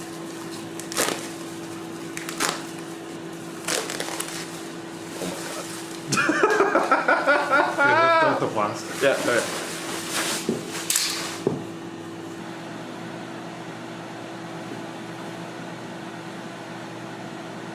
Hinges. Like that. You just need to support your hair a little bit. Oh, rough Ron. He fits in there great. What was I struggling about? Ta-da! Perfect! Perfect. Though even in its beautiful state, it is not even close to finished, because we wanted to go the full mile. So first off, I spent the better part of 3 days carefully gilding it. We're using fake gold for this, which has a very different texture than real gold, but looks basically the same in the end. Though none of us are professional gilders, so at times it did have a little bit of an Easter chocolate bunny look. Once it was fully gilded, we did the first of several coats of varnish to protect the brass so it doesn't tarnish. None of this is period accurate, but it was a lot of fun. And then with one very shiny chicken box in hand, it was time to paint it. I ended up doing a lot of this off camera because it was just so many days of work, but I tried to incorporate as many elements from real sarcophagi as possible. Specifically, all the writing on the outside of the sarcophagus is usually a mix of two things. Spells and the story of the person inside. Like these sarcophagus and shit for movie props, they don't even go through all this. Its life. I don't know how this chicken lived, so I went with 100% spells. And for that, I picked up several copies of the Book of the Dead and picked ones that tended to make sense. But that does mean that 100% of the writing on the coffin is readable, though we did sneak a few Easter eggs into it, which you can either find by translating it yourself or by watching the Nebula video. Speaking of spells, though, saying the Book of the Dead isn't really an accurate representation of what the Book of the Dead really was, because importantly, it wasn't a book. It started as a loose collection of spells that would have been inscribed onto the sarcophagus and the walls of the tomb, or onto the many different amulets that might have been made. Over time, the spells started being inscribed onto the bandages of the mummy, and this is actually where we get a lot of the early versions of the book from. And the spells often are more short stories about a particular god than they are spells in any sort of Harry Potter sense. You're saying it wrong. It's Leviosa, not Leviosa. They should have slapped her when she said that. But the point is, not only would the bodies be carefully preserved, they would literally be wrapped in an entire spellbook. Later, the tradition shifted to papyrus scrolls, as they were easier to prepare in advance of somebody dying. For example, here's a page we prepared depicting the soul of Hennifer meeting the council of gods that would judge her fate. And lower down, we see her heart is being weighed against a feather by Anubis. If she passed the test, she would be ushered into the afterlife and would get a chance to meet Big Daddy Osiris himself. If she fails, she'd be condemned to oblivion, and her soul would be eaten by the monster Ammit.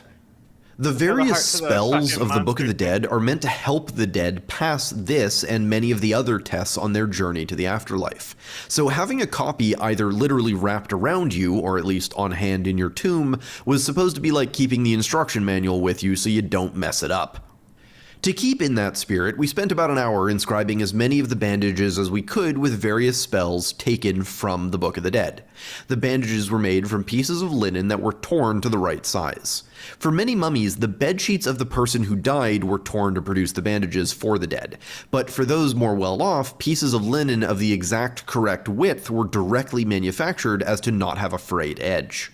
The last thing to do before we wrap our bird is to prepare the glue. We chose to do this on the day of because we didn't know how the glue would behave when it was cooled and heated in the ceramic pot. You're dead. But in hindsight, this probably could have been done in advance without issue. This recipe is sort of the inverse of the others we made. Lots of sticky resin with very little fat. In this case, we used mastic gum, damar resin, Aleppo pine resin, as well as small amounts of myrrh, cinnamon, and cedar and juniper oil. The fat that we do add is mainly to act as a solvent and will also dramatically lower the melting point so that it doesn't get smoky. It also helps to wet all of the resin powders and help them melt faster. Once everything was melted together, we were ready to get to work as this stuff needs to be used hot. Something that had been noticed in mummies is that the tissue on the outside often looks slightly cooked, and this is almost certainly why. Even with gloves, we got a little burned doing this and probably could have let it cool down a fair bit without impacting the process. But if you were doing a whole person, you needed to be fairly hot to last through the whole process. We used a homemade brush made of bundled linen cords to apply the glue to the body. Then we carefully glued down the inscribed bandages, starting from the head and working our way down. This was a fairly slow and methodical process, and we quickly figured out that once a bandage is down, you can just paint the glue onto the bottom of the bandages to instantly turn it into ye olde duct tape. Once half the bird was covered, we stuffed our prepared sawdust into the inner cavity as tightly as possible and made a little diaper with 3 pieces of well-glued cloth to hold it down. Then the wrapping continued until we had run out of inscribed bandages. The whole time, the bird was getting encased in more and more resin and bandages until it was essentially an airtight resin-linen bird composite. At this point, it was time for some amulets. Normally, mummies would be filled with amulets. Here's all the ones found in a single mummy, for example. But we stuck with a nice round 3. First, a Jed pillar, or the Pillar of Osiris, which we glued to the throat and covered in a few wraps of linen. Then we followed this with an Eye of Horus, and finally a heart scarab. Many of these would often be inscribed with spells on a human mummy, but they would have been much larger and have more space for those spells. With all the amulets wrapped in, we are into the final stages. We continued adding layers of linen by just tying new pieces to the end of the last wrapping and wrapping until we had 8 to 12 layers total on the whole bird. Then we can add a final shroud to encase everything. This was tied on very tightly with several more strips of cloth, and at this point the mummy is mostly complete. All that's left is the top coat. Now, keep in mind, this is the most speculative part of this, as we don't have any better evidence that this part was done this way. But this is how we interpret the use of the ointment labeled bandage treatment. We were torn on if that meant the bandages should be pre-soaked or if this was applied at the end, but based on ancient descriptions of pouring ointments and perfumes on the final mummy, we think this is what they meant.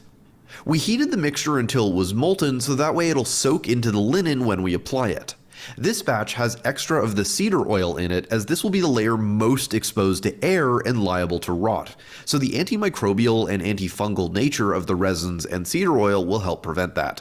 And because this is based on tallow and wax, once it's cooled, it'll seal the entire mummy in a layer of nice smelling lipids that'll make the inner mummy truly airtight.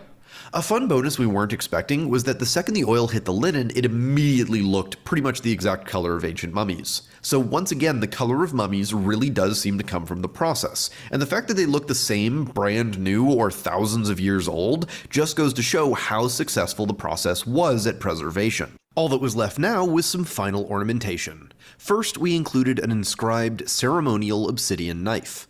I also spent a couple of days making this beautiful chicken-sized Wessex necklace based on examples in various museums. And that's all there is to making a mummy. It only took thousands. Launching shit in the background, so it's a little laggy. They had turquoise. I didn't even know that.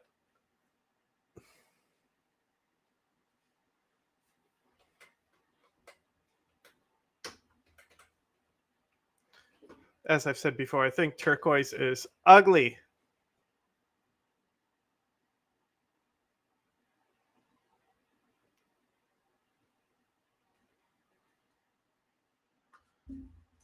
Scan this QR code. Okay, pal.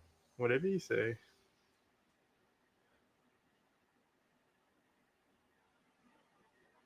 One sec.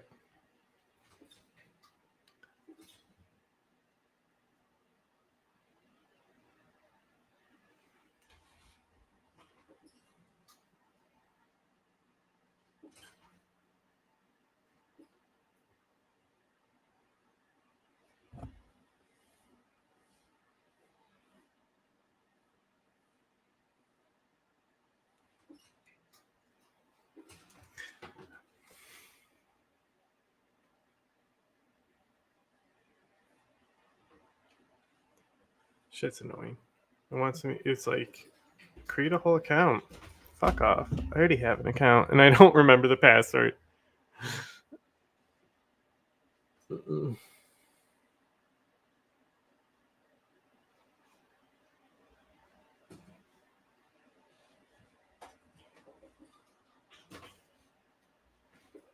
Thousands of dollars and months of painstaking and often physically exhausting work, and there was so much more we didn't cover that got cut for time, as this video is already gigantic. Also, to commemorate this insane project, we're doing something a little special.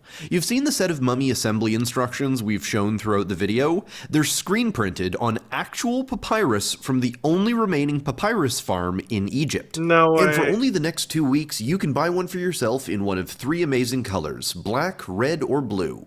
If you want one, just follow the link in the description. This may be the only time these are ever available, but we will produce as many as are ordered in the next 2 weeks. We're trying to have them made and shipped before Christmas, but if the number of orders we get is huge, it may take a little bit longer. We're having them screen printed by an awesome local artist, and all are made by hand. So if you'd like one and want to support the show, there's a link below. But don't delay, as the sale closes on midnight 2 weeks after this video is released. And last but not least, before we get to the tasting, let's finally talk about Nebula.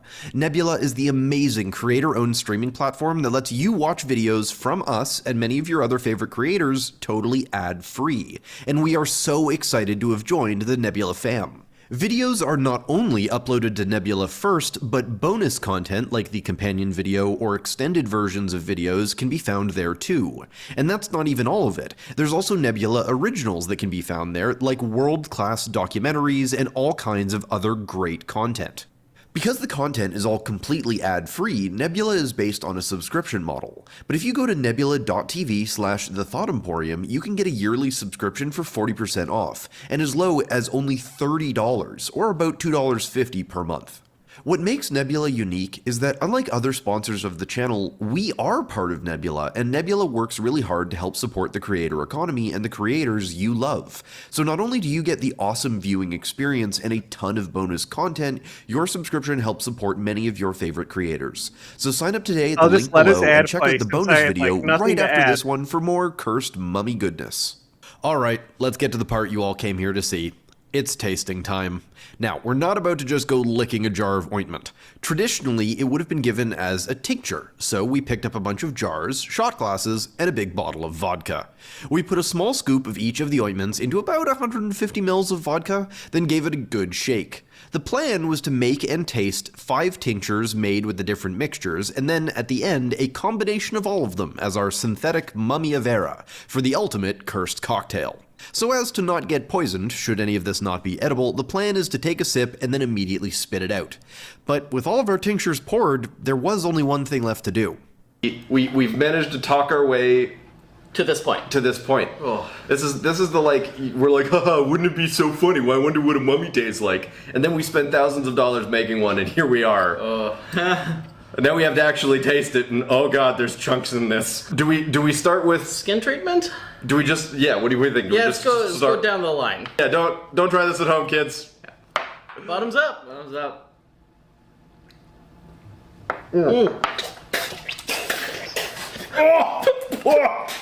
Oh, it's so much worse than I thought.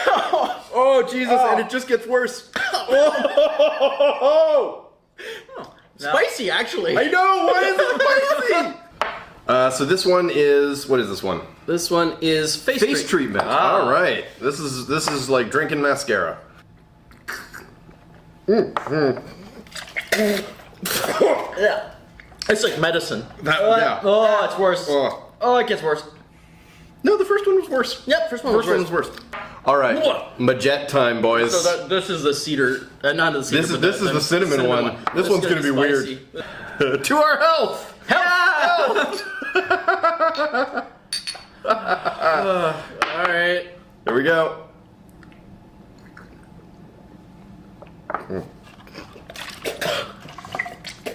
Oh, that one sneaks up on you.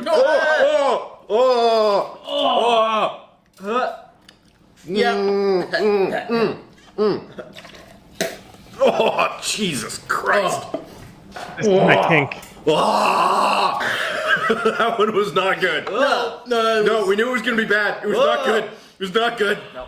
I thought it wasn't going to be bad, and then it just gets so bad so fast. It ramps up. At the beginning, you're just like, this one's mild. Oh no. Like, you just feel like your entire body wants you to leave your entire body. So far, face treatment is the least offensive of the 3 that we've tried. Which, I mean, it's pretty bad, so that's saying something. Right, and like the skin treatment then is worse, but Majet is basically skin treatment with plus more extra bullshit. Yeah. This one's got pine in it. Yeah. The other ones don't. Oh, this one's gonna be piney. We're gonna bite it. Aleppo piney. Bottoms up. Bottoms up.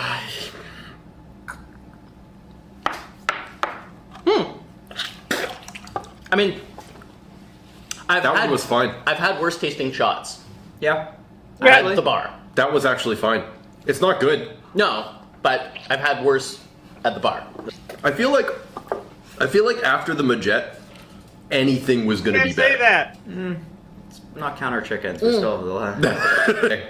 We got glue, and then the Mumia. Mumia Vera. God, that's honestly, I'm terrified of that one. Oh, my breath smells of mummy.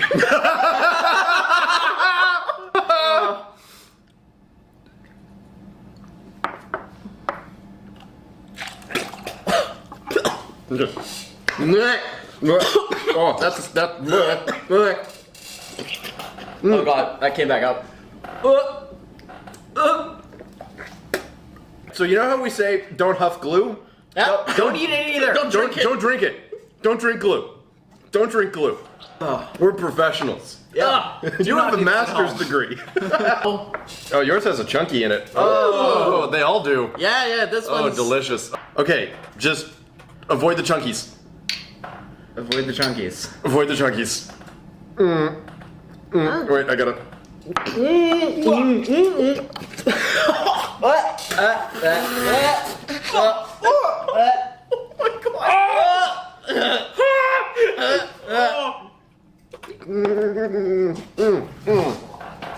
Don't do this. No. Don't do this. This is not no. food. They did this for 700 years. I can't believe it took them 700 years to figure out that this was a bad idea. What does mummy taste like? Bad. Don't eat mummy. No. Don't eat mummy. No. Don't do it. It's bad. It's bad. It's bad. Don't eat mummy. Oh. Oh my God. Okay, fuck this noise. Let's get lunch. Yep. Oh. And maybe like an industrial scrubber for my tongue. Oh God. I'm gonna go fall over somewhere in pain.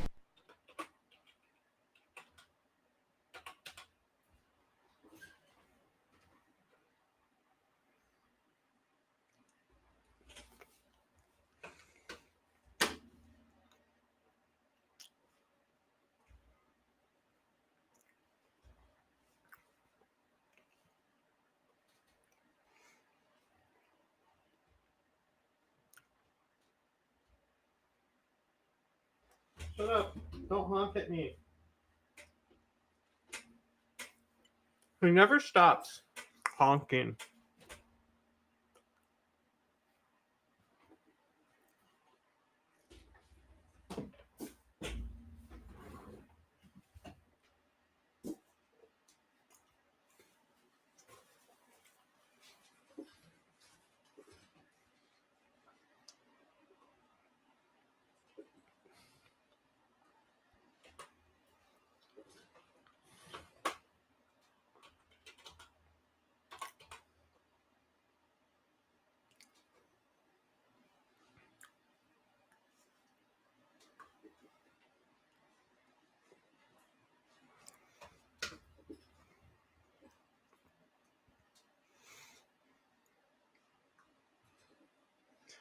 Okay.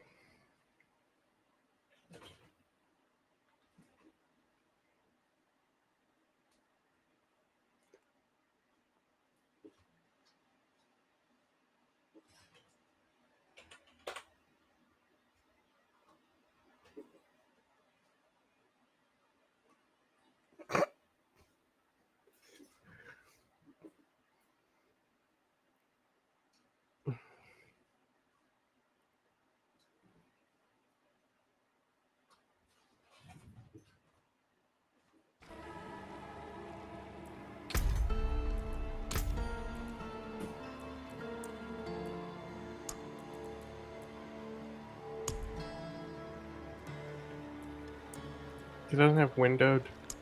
Oh, it's windowed full screen? Okay. I just want it. Yeah, see, if I click off the screen, it fucking mutes it. That's not what I want. Get out of here with that shit. That's so fucking stupid that they don't have one.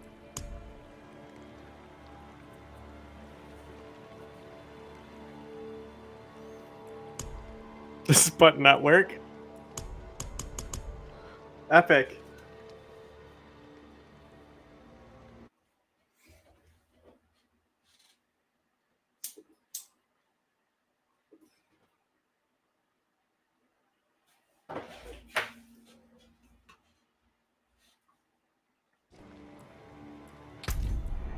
Oh, it says reconnecting, huh? 1,000 salutations, Wanderer.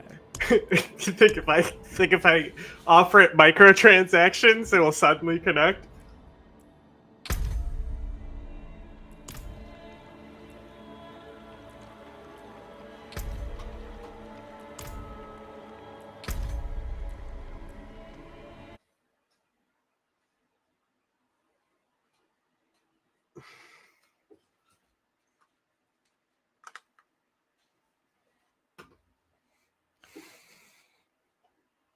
It's got what plants crave.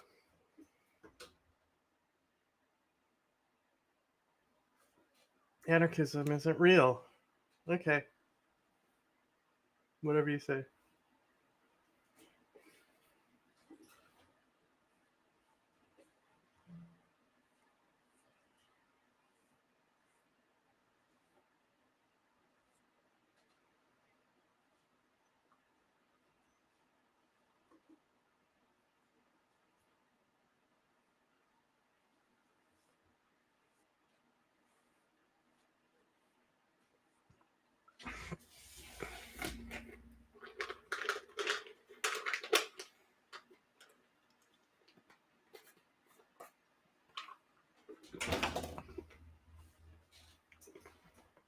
Okay.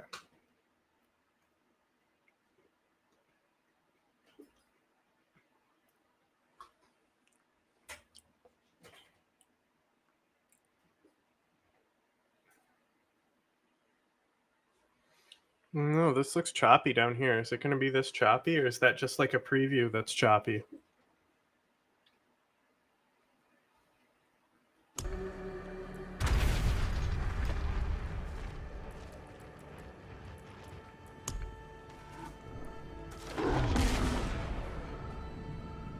That's a huge bitch.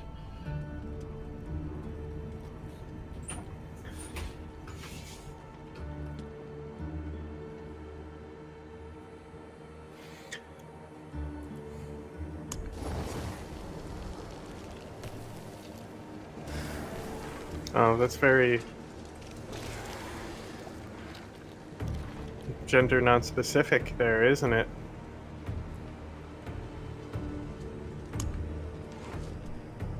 Oh, they're differently every time? Okay. Oh.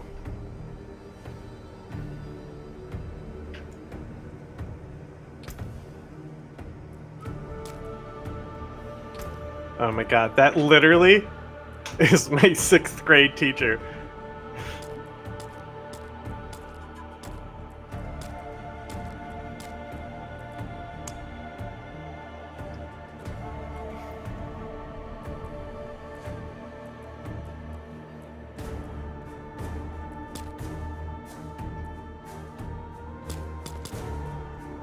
Oh my god, there's a...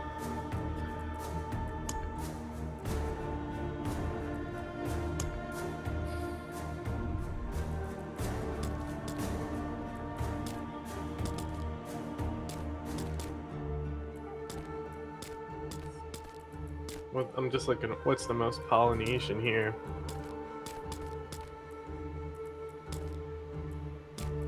That's just like blood. Yucky. Okay.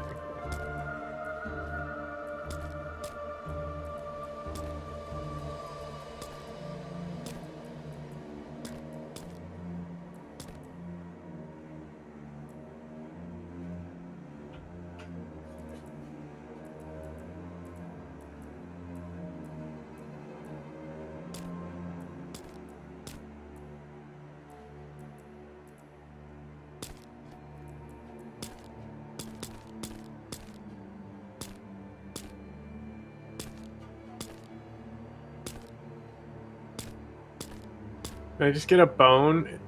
Just give me a fucking... Give me some... I mean, those are kind of... Just give me a septum tusk. That's all I want.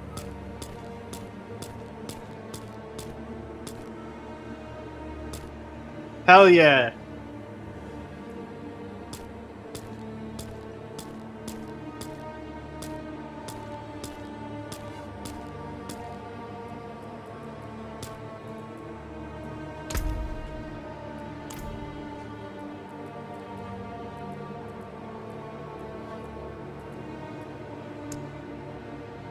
Oh.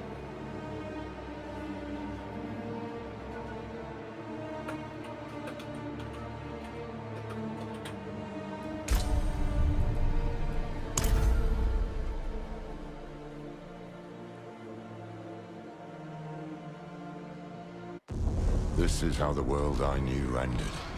By three they come. By three thy way opens. And a new one began. It started with Lilith and Inarius, the creators Inarius. of Sanctuary. They each had their own twisted plans for humanity. Lilith most of all. Is this lies not in the light, just taking me straight to the but in you. DLC instead of the original story? Our only hope was a wanderer who'd been fed the demon's blood. This bond with Lilith was the key to unraveling her plans. Is this spoilers? Others joined the cause. I, Loras, was one of them. So was my old friend Donan and Nerel. I wish things had turned out differently for her. Well, is this We learned that spoilers? Lilith wanted more than to empower humanity. This key unlocks more than the doors of This hell. seems like spoilers. It unlocks our path to the future. She aimed to devour her father, Mephisto. Whoa! This is a lot of spoilers, bro. Born in hell. This isn't where the shit should be starting.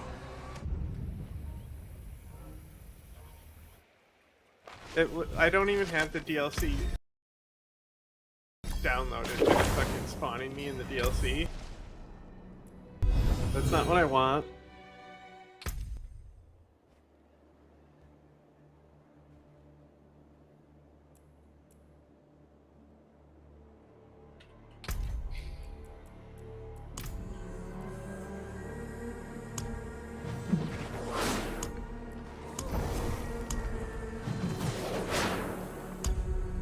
Like, can I even pick them? I didn't think I downloaded it, but it might have downloaded that. It might read that I have it. I don't know.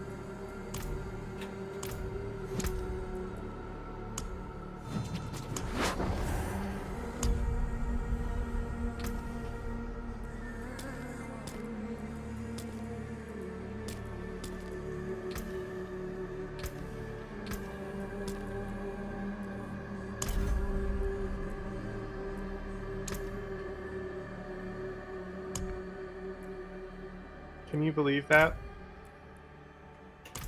It literally sneaks it in there. And before you know it, you're getting spoilers.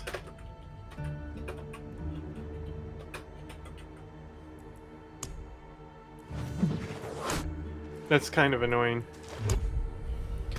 Actually, not even kind of, it's very annoying.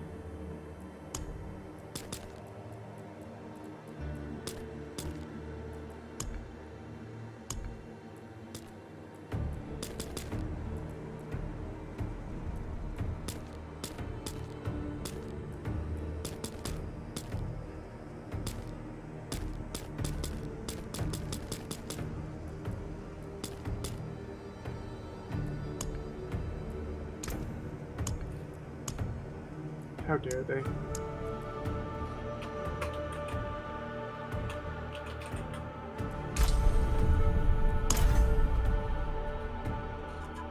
Yeah, I'm covering it. It tells you at the bottom right there. But now it doesn't. Humankind. It was forged as a refuge from the war between the high heavens and the burning hells. Instead, it became a new battleground in this eternal conflict. A secretive group called the Haradrim has kept mortals safe. But now this once powerful order is a husk of what it was. And Sanctuary's ancient creators have returned to claim the hearts of humankind. This is the story of their downfall.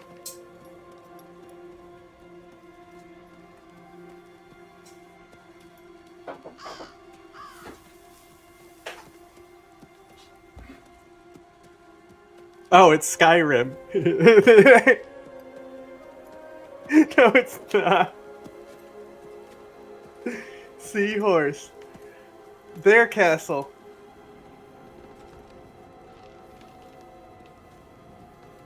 This is obviously Horizon.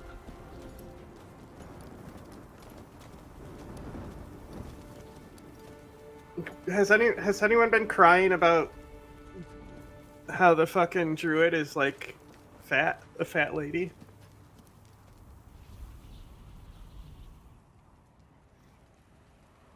Statues of gods, see, Skyrim.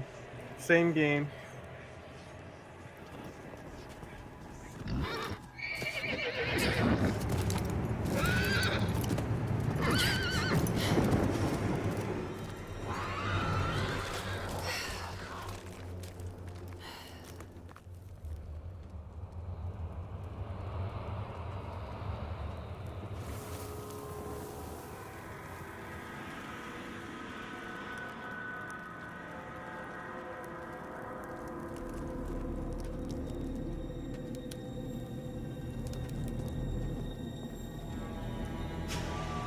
Fish, pony, fish hop anonymous.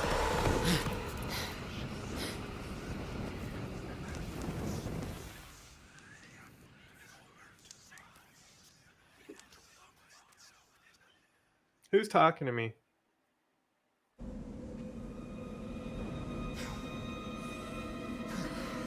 Why am I here?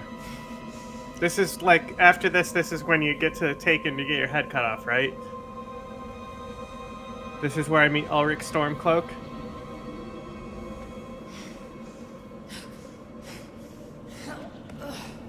Right? Oh, you're awake. That's what happens after this, right?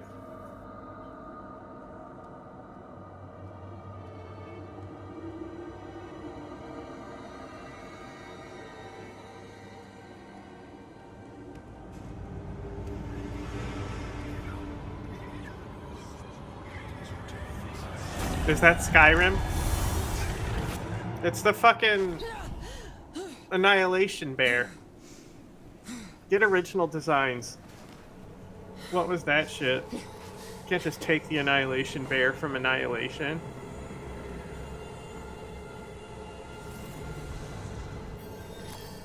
What is in my offhand? I got like a fucking block of wood. It is. It literally is a block of wood. Epic.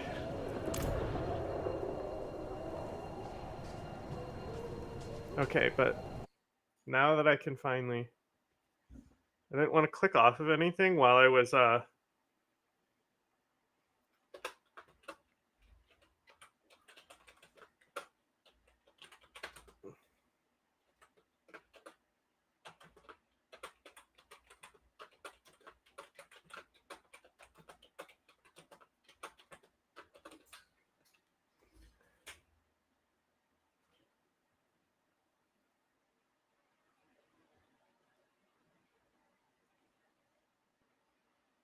Should I update my tags too?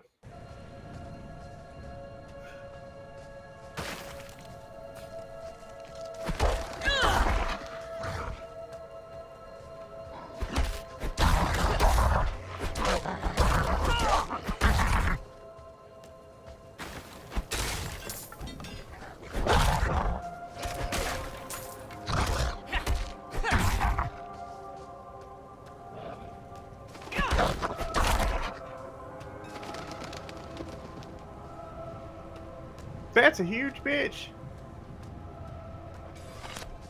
Another abandoned town. Demons everywhere. Fangs in the dark. Ah! He bit me! Careful! He's a wild one.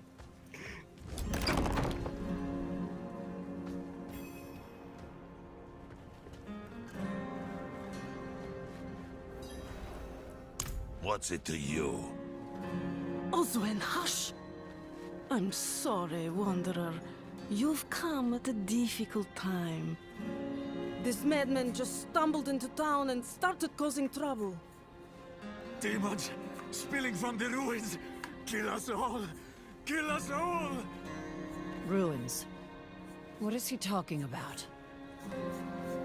Come, I'll explain. I hope so.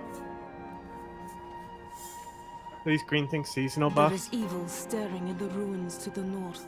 They have blessings. That poor monk back there must have gone inside. Is that seasonal? Even a holy man like him was driven mad by whatever he saw. Mm-hmm. Well, I mean, we saw it in the trailer. Is that... It was probably an opening cinematic when you launched the game or something, huh? Okay. I had to wait for her to fucking turn around? Okay. Fuck you. Not Earth. Not Storm. Nature. That's what I'm talking about. Bear. Uh-oh. I accidentally pressed respec. Fire's looking good. Could you protect us from whatever is out there? We have No. nowhere else to turn. I don't care. The evil stirring in those ruins is an affront against nature. Yeah, I gotta go clear Bleak Falls I Barrow. will make things right. Truly? Oh, thank you.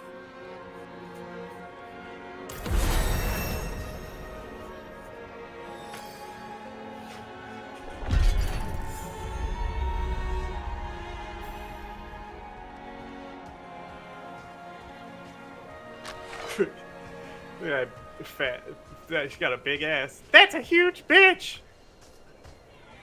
Can I want to club? Oh, is that? Can I club this bear? Fuck you off, bear. I'm a better bear than you. Fucking taught him a lesson.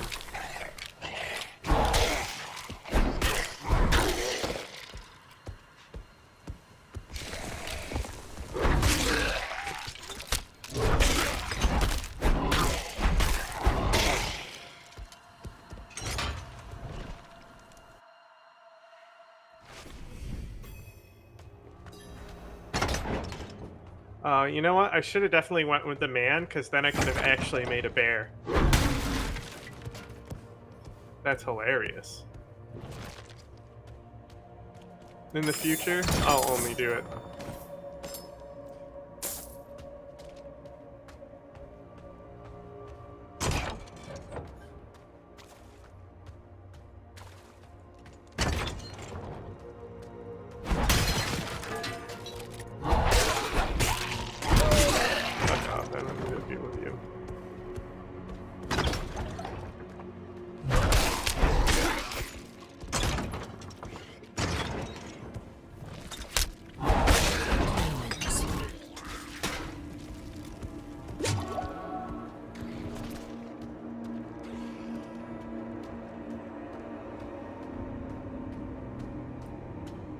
Draugrs.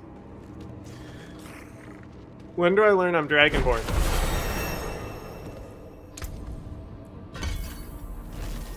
Get runes, enhance them all, something like that.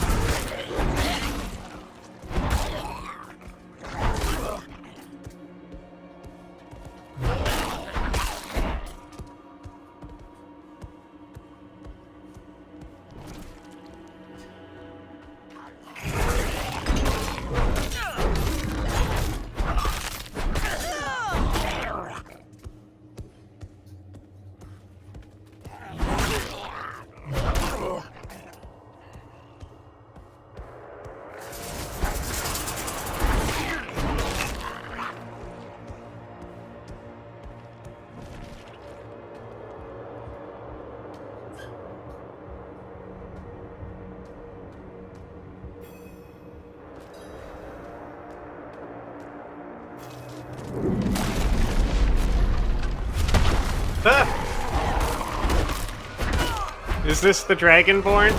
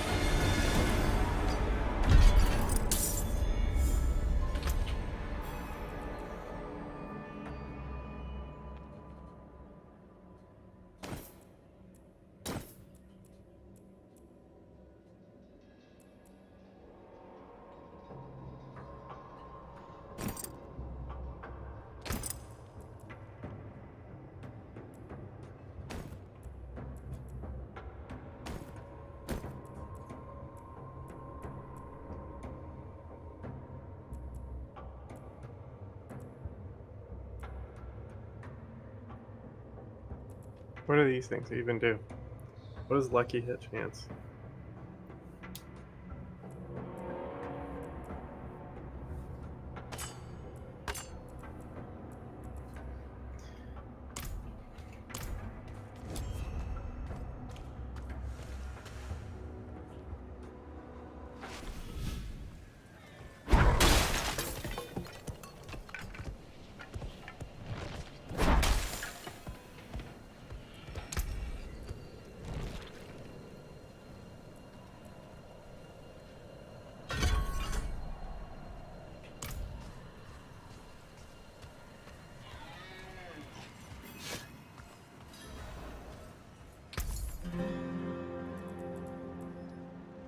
Yeah, hell yeah. A hammer? It's not even as good as the polearm I have, though. No. Can I, how do I sell? Can I just... What's the button to just sell? Right click, okay.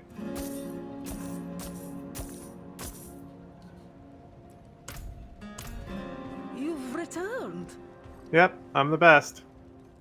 The old ruins are clear. Your town should be safe now. Truly. Ha! By the light, you are heaven sent. Oh, I'm so sorry.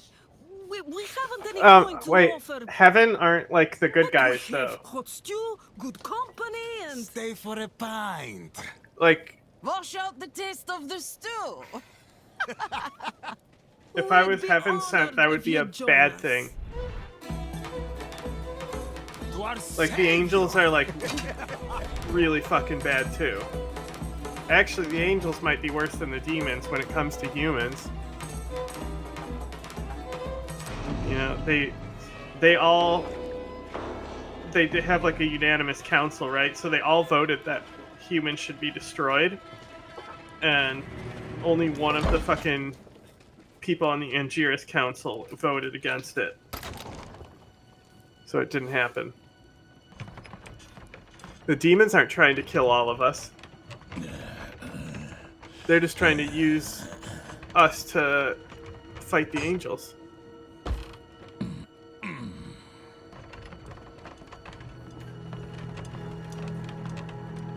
Last time I fucking helped people.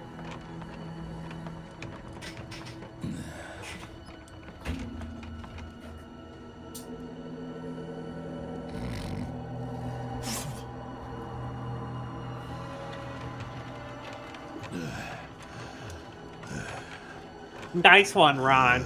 Whoa, I'm not allowed to sneeze?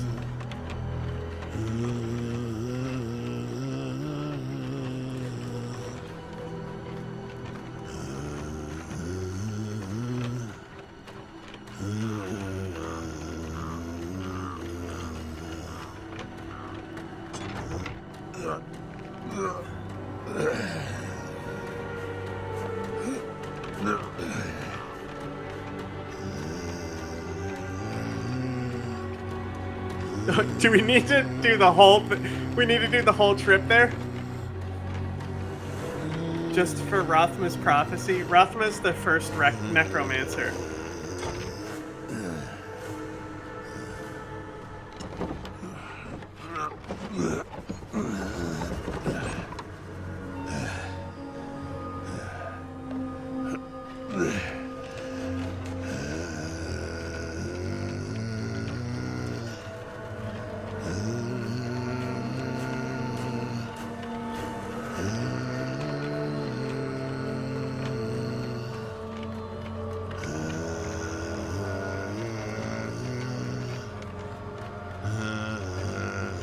Uh-oh, is there boobies? We can't show boobies.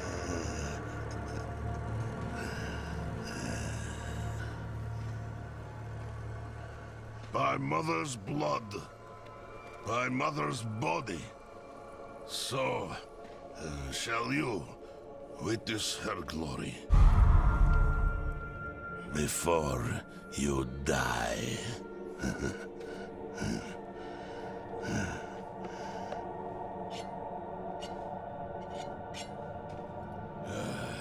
Not ready yet.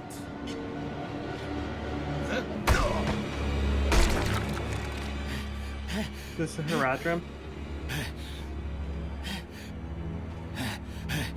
They're coming! The whole damned village! Get up! Get up! We have to fight our way out! There! Take them! Imagine Light preserve us. wanting to fight a bear. Lost souls! All of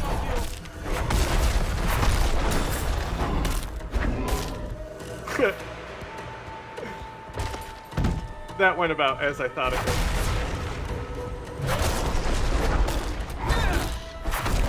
You are blessed like us now.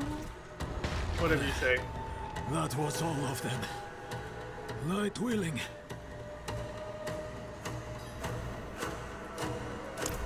Madman. Those heretics drugged me after I returned from the ruins. Just like you.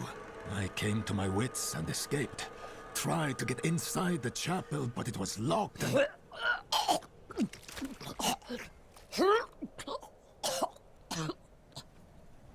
What manner of evil is this? Petals? Of blood? Blood sharks? They must have fed them to me. A blasphemous ritual. How did they learn this? Perhaps the answer lies in the chapel. Is it too late to trans my They kept it locked gender? up for a reason. The key might be on that woman who was Should I leading start them. over right now before I get too far into it just to make a bear? And make it a man? If I knew I could be a bear, I obviously would have made it a bear to begin with. What if we just say that she's like trans mask? He's trans mask. Sorry. Gender has been transed. Blood petals. One day she became a Like the bear. ones I was fed. He became a bear. Fuck. Is this real?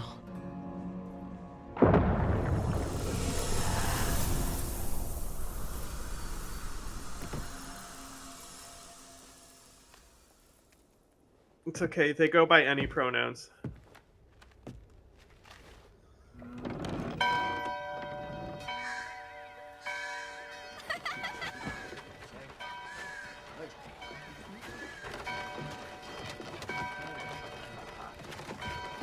It's a big apple. In a fucking winter snow setting? Where are you getting that fucking apple that big? What GMOs they got?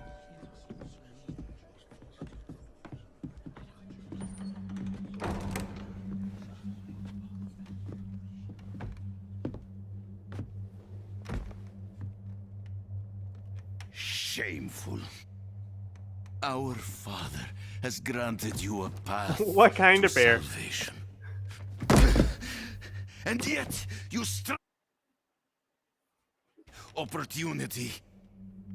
You drink and gamble. You covet and steal. Shameful.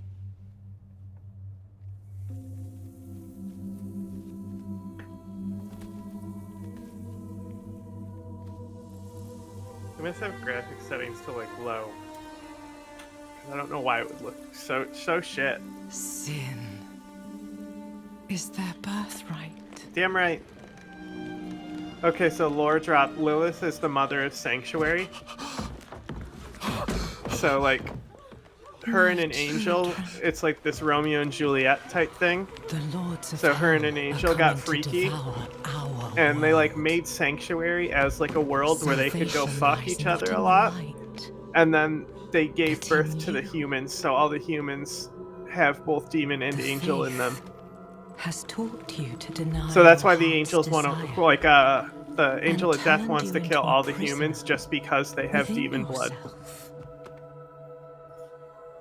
Break the chains and discover who you were meant to be. Break the chains and be beautiful in sin.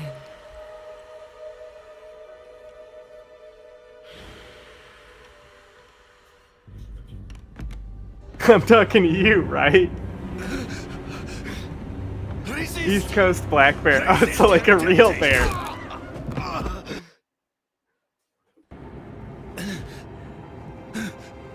Vani, it's me. I brought your child into this world.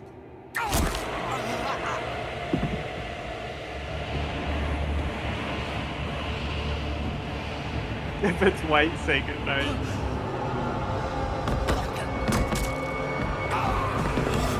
Yeah, that's for molesting our kids.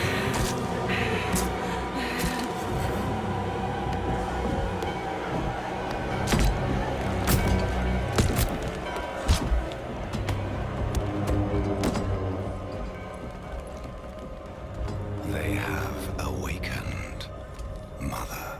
Elias. Who's Elias? First of many. It's got to be like Go a to the fake dry name because they don't steps want you to know who it and actually continue is. your preparations. Now, our true work begins.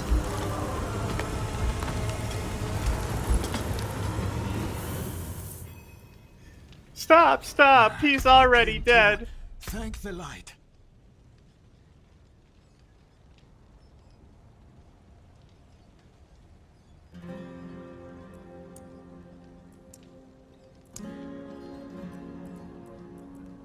Isn't there... Can I just do a fucking, like...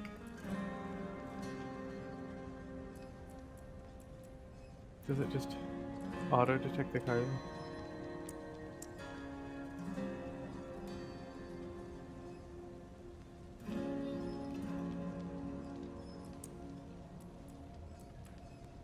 There we go, okay. Let's just try that for now. See if that does anything.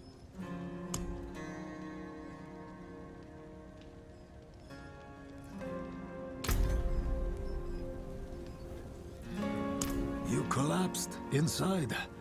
I thought the darkness had swallowed What's this you. game, Wizard Tower? It's Skyrim. I dragged you here and put this cursed place to the torch. Happened to you in there? I saw a vision. A horned demon, she said. Yeah, she sure is horny. The lords of hell are coming.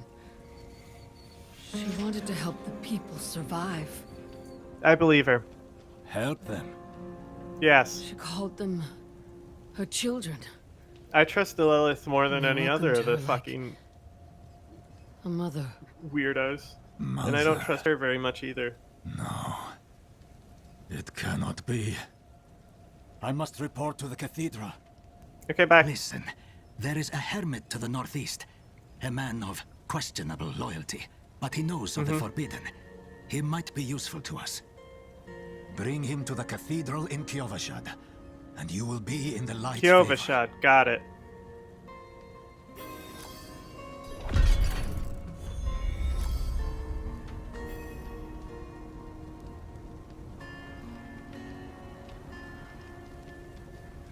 Oh, so you were eating mac and cheese, and that's why the bear came?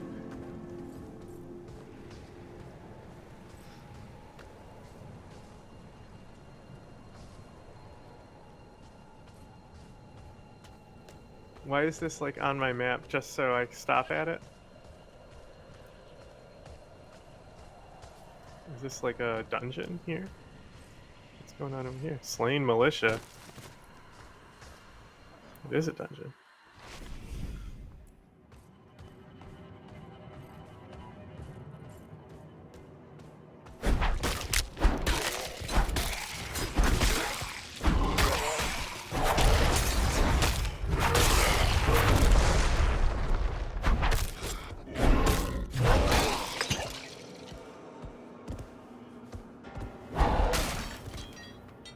That it?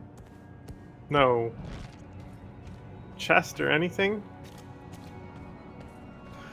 Do I got a loot filter? Did he drop nothing? This is just nothing, waste of time?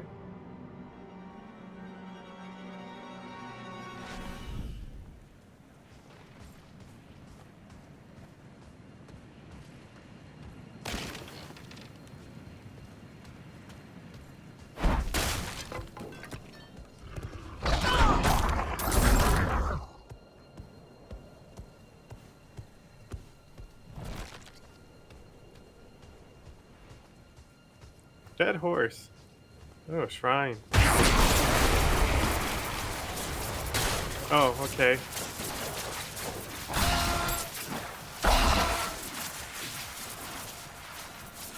That's neat.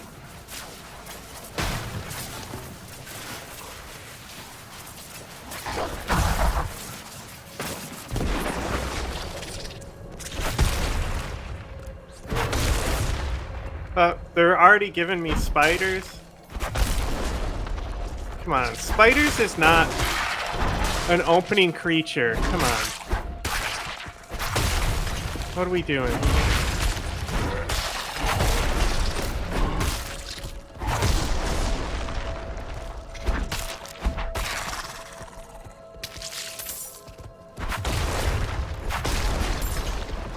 Like Lord of the Rings, it's like the last thing.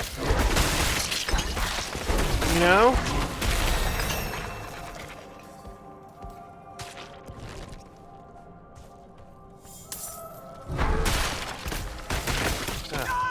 They're coming on me.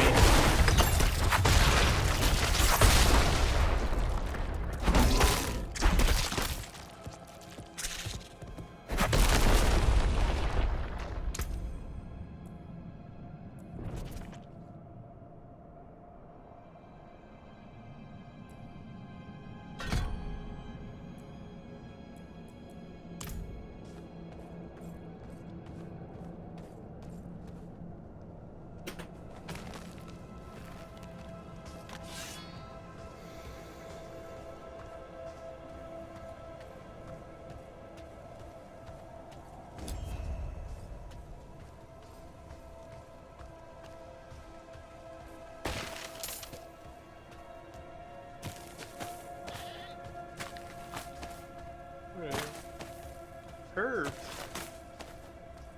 What do we got? We gotta make medicine and potions in this game or some shit.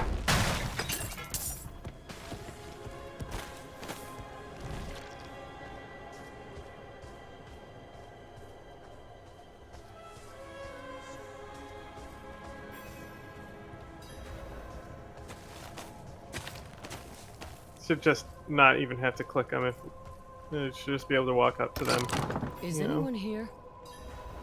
What are you hiding back here?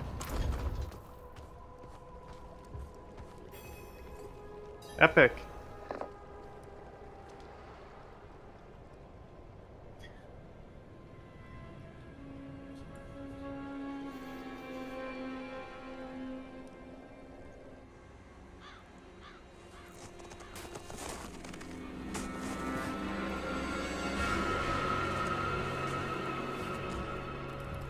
Too bad we already spoiled this.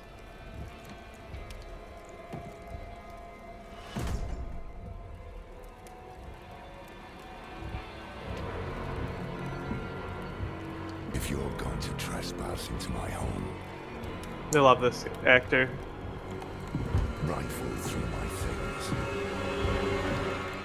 then at least have the decency to join me for supper. I'm bloody hungry. Okay. Pretty lame. Yeah, let's just do this again. We were literally poisoned yesterday. I wish it wasn't true, but it is. Why did I have that vision? Thank those friendly villagers. They gave you the blood of Lilith. The blood of a demon. Not just any demon. The mother! The daughter of hatred. The mother of sanctuary. She was banished ages ago. But this world is her creation. It was prophesied she would come back. What does she Banished? want? Doesn't really fucking That's the question. describe what happened Sanctuary to her. has always been trapped amid the eternal conflict. You know, it was more like a war between angels and demons. the prison that they put Zod in, you know? It's like serves neither an side. entirely new She realm has her where own it's only plans for her. us. And me? Am I corrupted? Not sure yet. But you two share a connection. What will you do about it? Use it. Find out what she's after. Good. Then we're in this together. Rest while you can. Then we'll start in Kyovashad. If we can't stop Lilith, we'll all be damned. Why?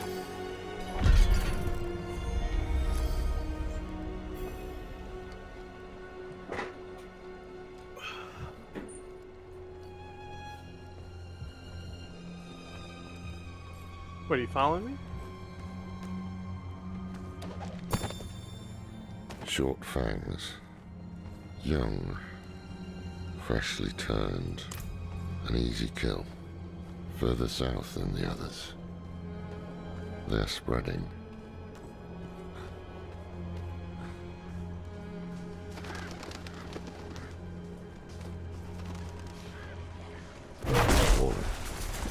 This close to the city. Lilith's evil is spreading. Yeah, well, I think they describe it as when demons walk in sanctuary, demons come from like the High Lord demons, primevals and shit. Like basically their footprints are demons. They like as they cross into this world. You know, it's like Death Stranding. Because they're not supposed to exist in this realm, they pull stuff from their realm into it.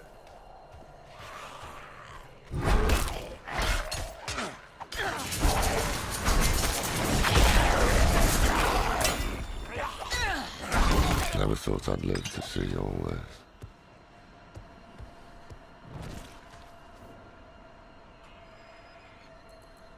The Angel in Arius. I'm sure you've heard the Cathedral of Light babbling about their Holy Father. Yep. Well, he's real. An angel walks among us. And when he learns that Lilith is here, blood will flow. They are ancient enemies. Oh, what are you talking They'll about? drag the They're whole ancient damn world lovers. into their feud unless we can stop it. Oh, come on. What if we get them back That's not together? Kyovashad It can't be lies that just ahead. bad.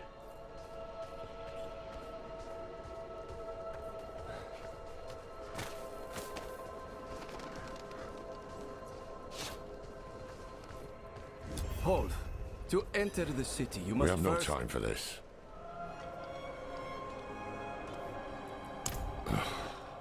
To enter Kyovashad, you must perform a cleansing ritual. Meaningless gesture, but some people take comfort in it.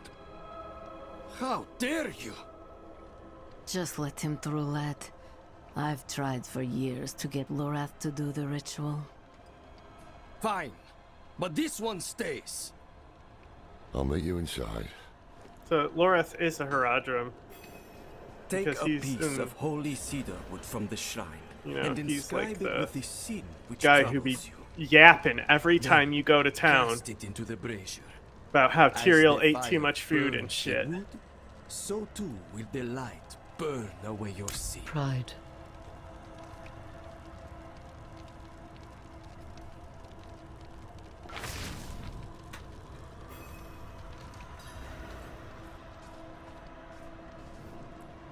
Good. You must feel as though a great weight has been lifted from you.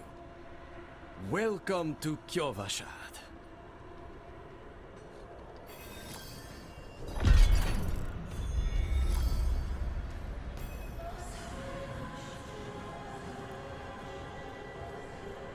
Interesting. It's very barbarian-esque.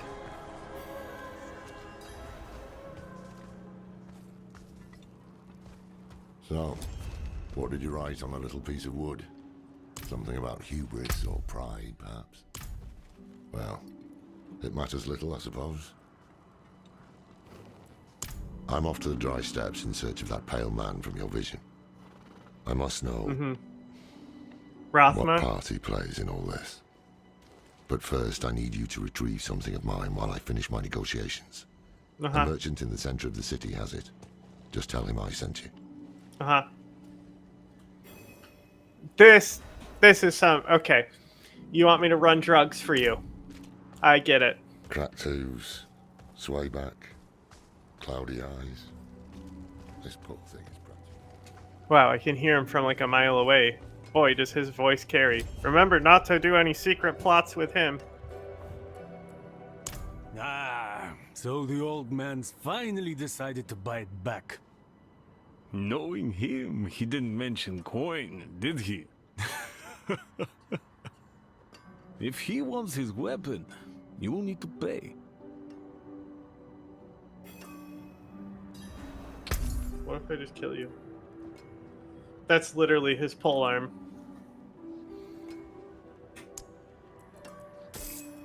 Wait. The old man sold me this. Seen it a million times. Said he didn't need it anymore, but I think he'd want it back all the same. No charge.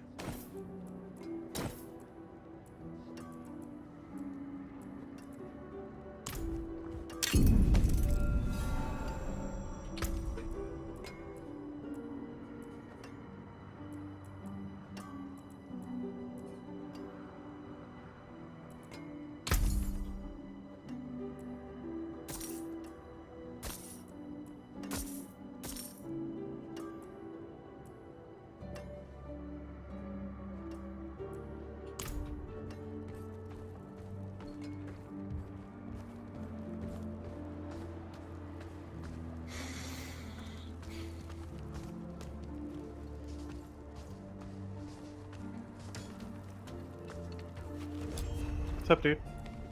Ah, apologies. He also gave me this amulet. What is it? The mark of the Heradrim. Yep. An ancient order of scholars and mages. And you're one of sworn them. To protect No way. Sanctuary from demons. Lorith has actually These like days, survived we are few in number. an angel. There is another Heradrim. Like all his Donna. homies died. His breadth of knowledge about demons is equal only to his hubris. Sounds like he could help us. You should seek him out in Skosglen. But don't forget about the cathedral. They'll be expecting you, and they might prove to be useful allies too. You're not coming with me. I'm going to the Dry Steppes to find out who that pale I know where man that is. Join me when you can, just be careful. Your ties to Lilith, the visions you see, you are the key to finding her and stopping whatever she has planned.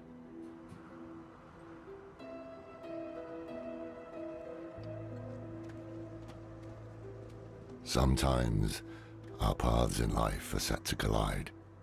We just don't know it. Whether it is by accident or fate's hand, there is nothing we can do about it. The wanderer lost in the storm, fed the blood of Lilith, saved by a lone monk. Tiny heads.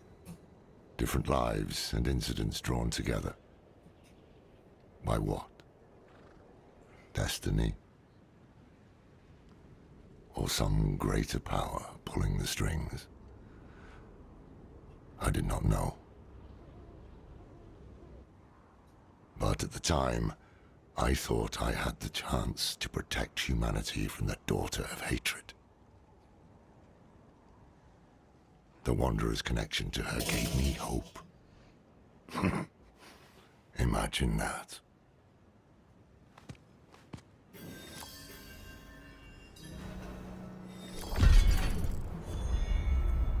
Take one of my steeds, free of charge. Free horse!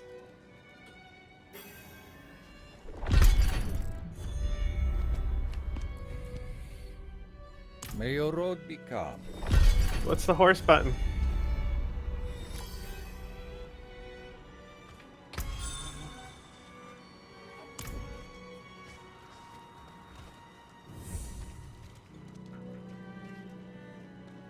Just all this guy does? Wait, I should have read that. That totally... Oh, it's Z. Ah, hell yeah!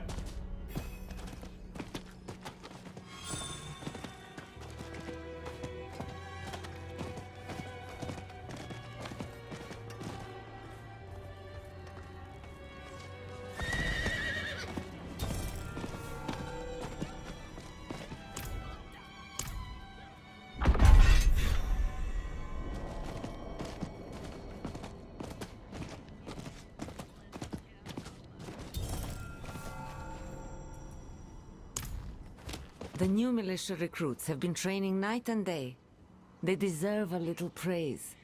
But I can't let them see me as soft. Mind giving them a cheer for me? Easy coin for you, a boost of confidence for the recruits, and I get to go on being the hard ass. Everybody wins. I will take care of it.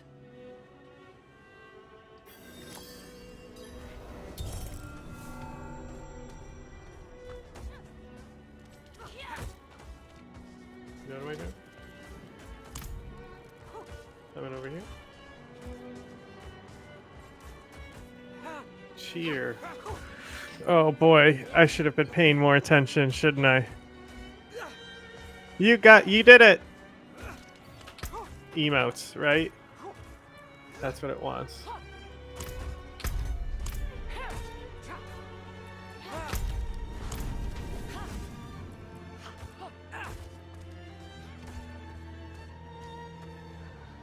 How do I Damn cold, emote? isn't it? But at least we are safe. Beyond these walls, darkness reigns. No. Oh.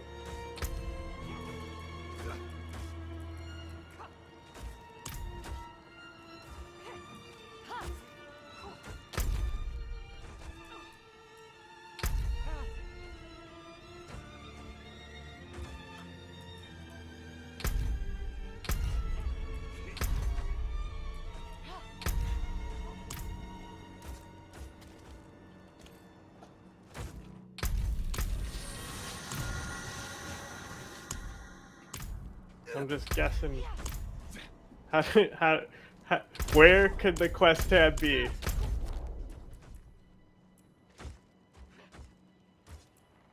Aha.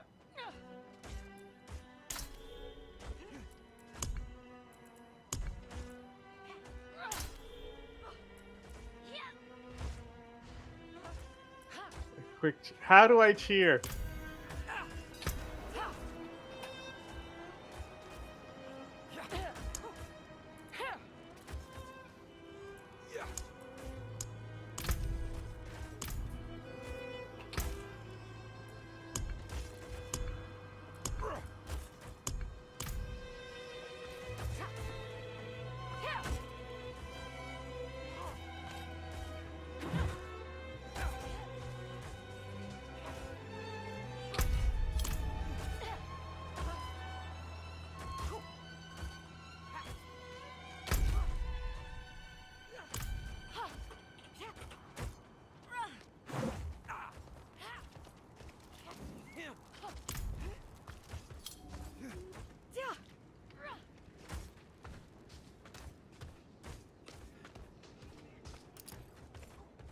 Ah. Is this what I do? Okay.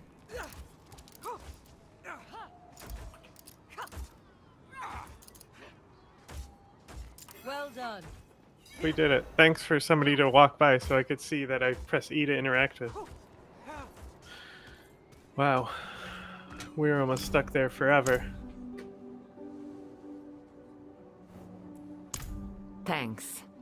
I hope they don't get used to it. It's fucked up.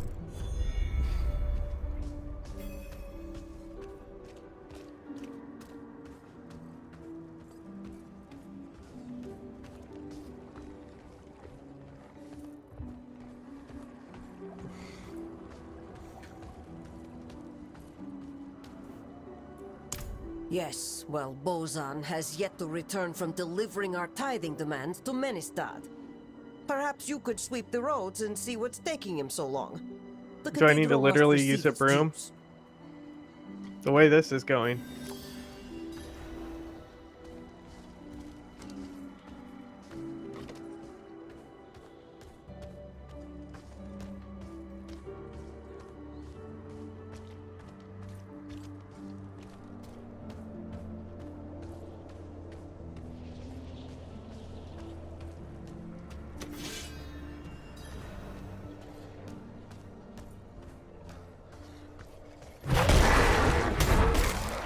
Oh no, it's the spear chuckers.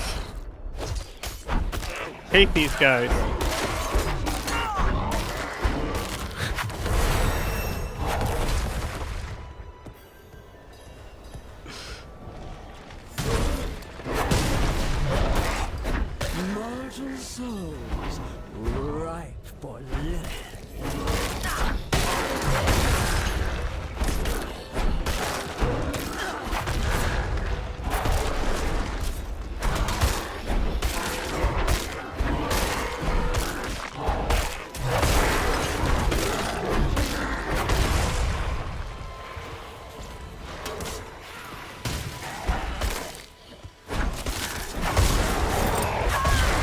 chance.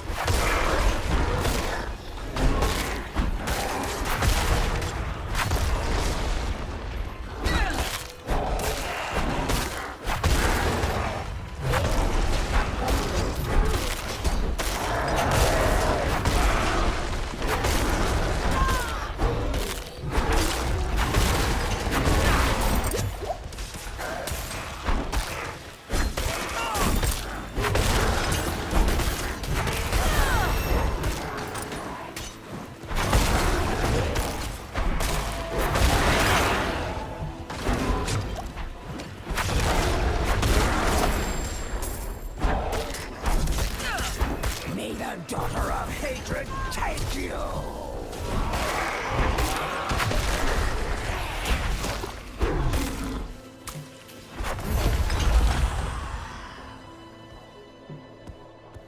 Oh, sweet. Totem.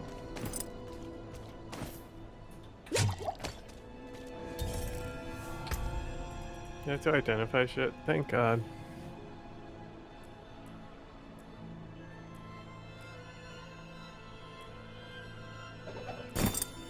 Damn it. I'll probably right click, huh? Of course. Whoa. That's a huge bitch.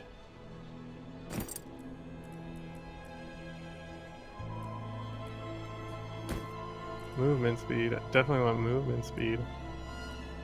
Like it's slow enough already.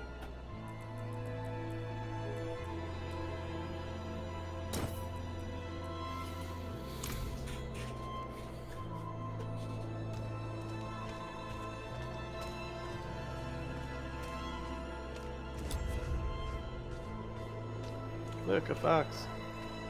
Look, a dead guy. Is that a storm bird?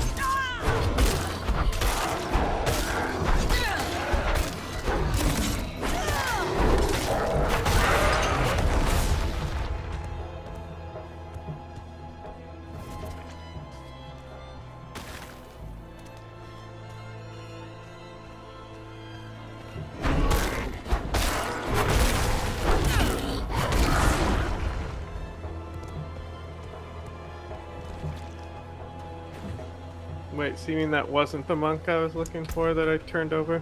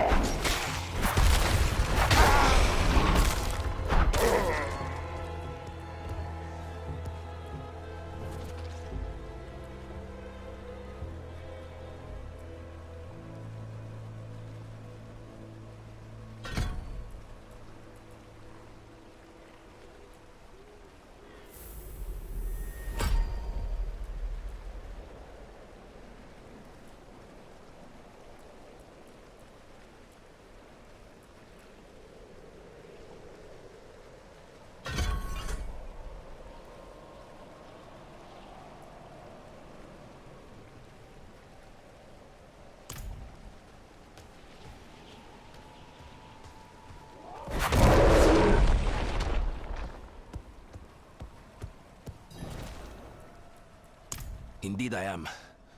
My god turned on me, tried to choke the life out of me.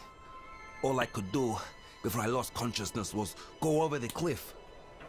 I need to return to Kuyovashad and request a night escort.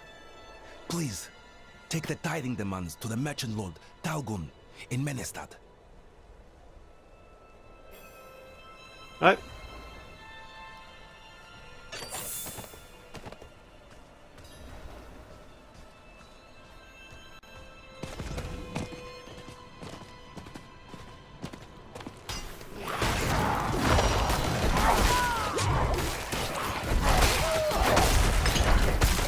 Little green ghouls.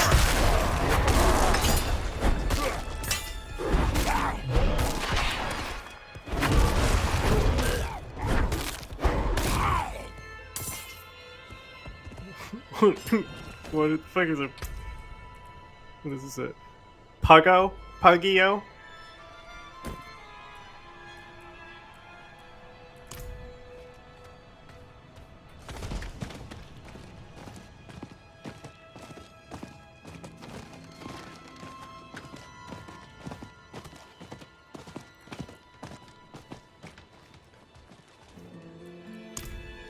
An arrangement I made went awry, and I was extorted by the ruffian Laskus for protection. He's camped somewhere near the pass to the northwest. Extortion. Return the gemstones he stole, and I'll make it worth your while. I won't allow it.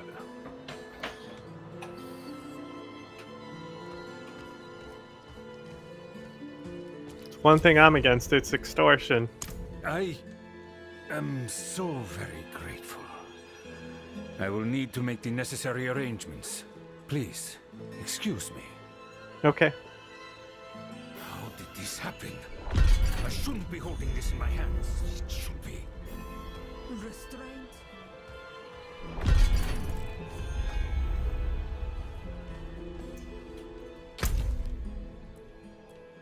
Cool. This is my. Where are they trying to get me into?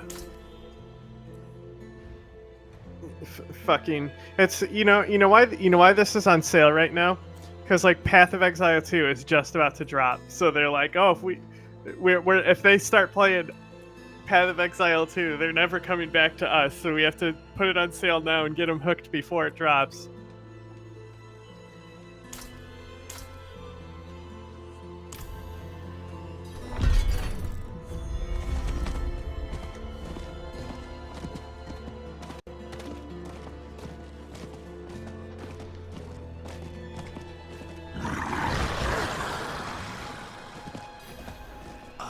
Good. I found a promising ore deposit and could use some help.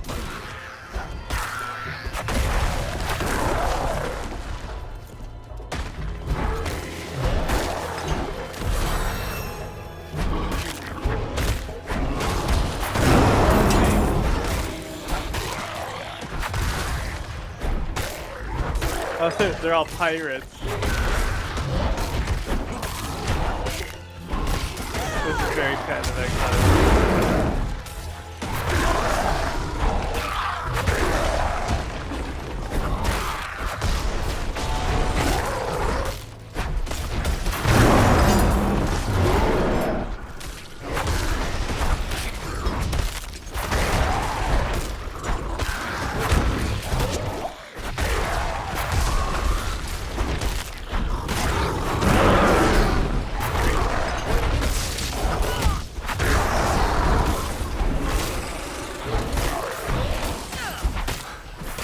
A great ball today.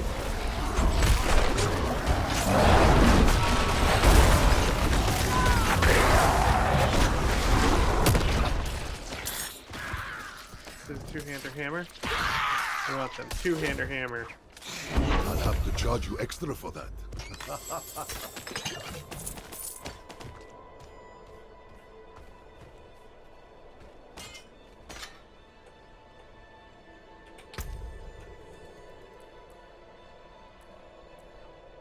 Yes.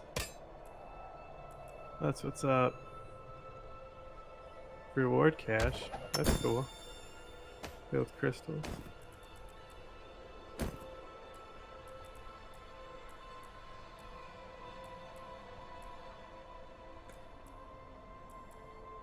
Do I have anything to put in sockets, and where do I find it? Socketables. Okay. I do not. I don't know why I'm stopping for a fucking bird, bro. Fuck off.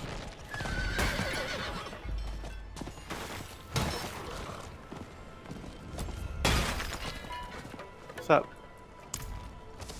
Meros sent you. That spineless merchant. Ha!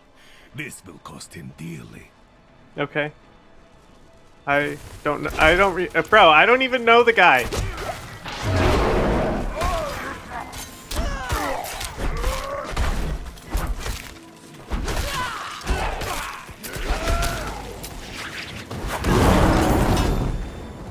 Bro, you made a big mistake. You could be still alive.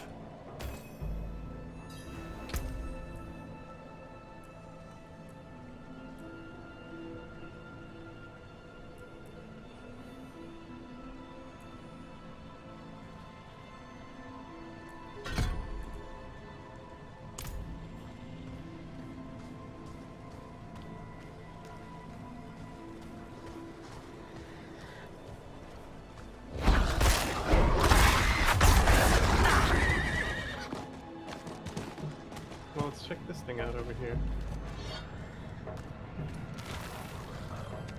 Why not?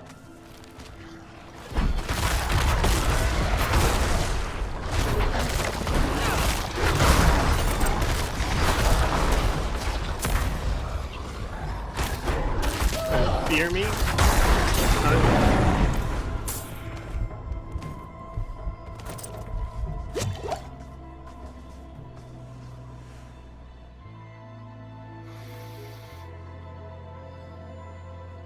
Hell yeah, literally. Big rock on a stick.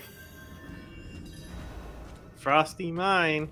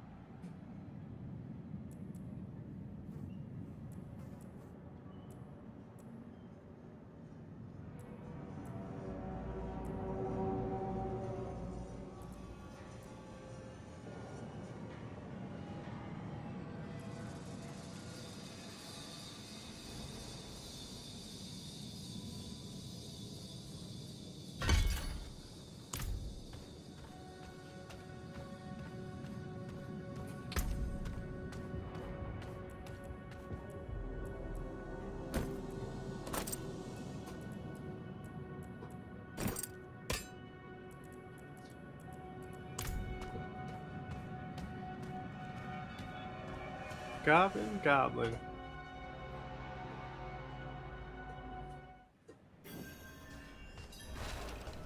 Do you trust a goblin?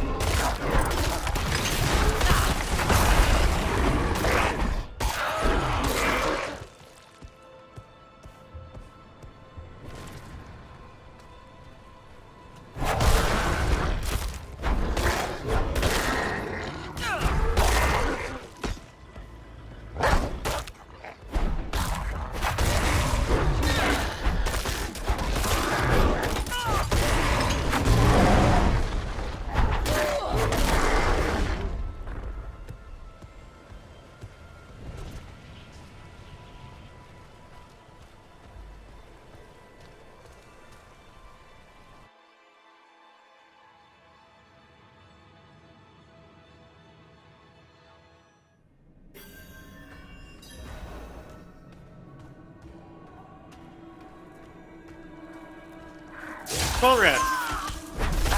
Now this is a fucking opening enemy. Not spiders.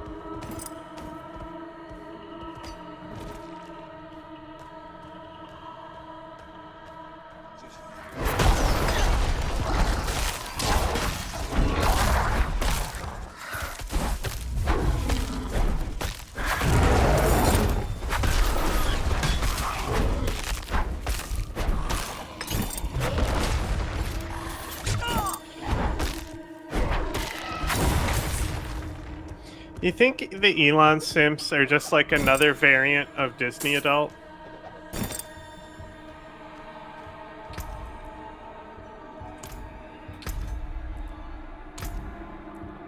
We do this thing, right? That's how we do a QuickTime portal, right? That works here too, right?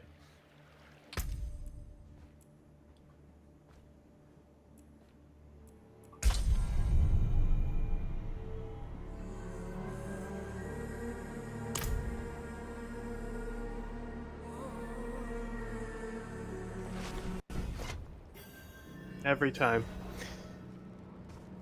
Actual portal.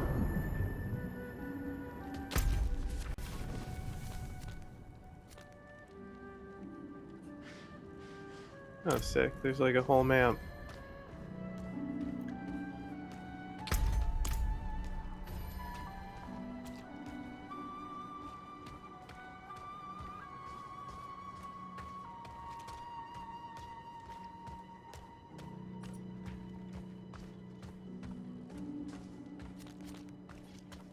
No, I need to go to the fucking...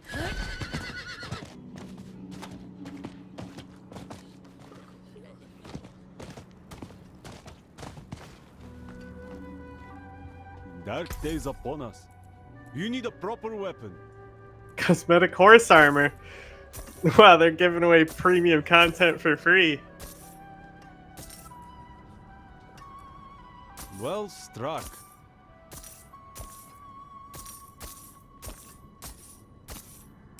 You should have kept those. Is there a buyback?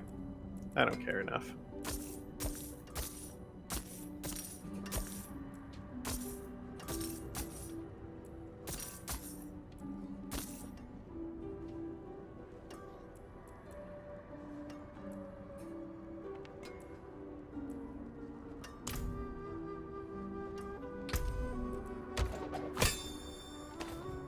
Oh, hell yeah. Sucks.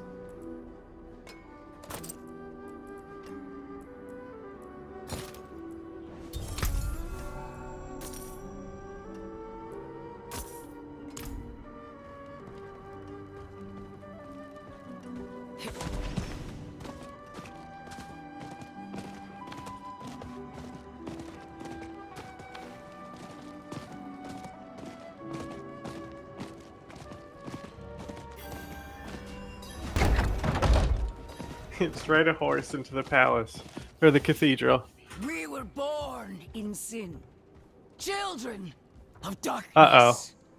But the Father's light can be sought through penitence and faith. Walk in the light. We must be ever vigilant against sin, brother. Yes, Reverend Mother. Let the light of Inarius burn away wickedness. Let not temptation lead you from his holy radiance. Let righteousness sear away corruption and sin. Cast out thy darkness, for only light must remain. Cast out thine darkness, for only light must remain. Is this the one from the west? Yes, Reverend Mother.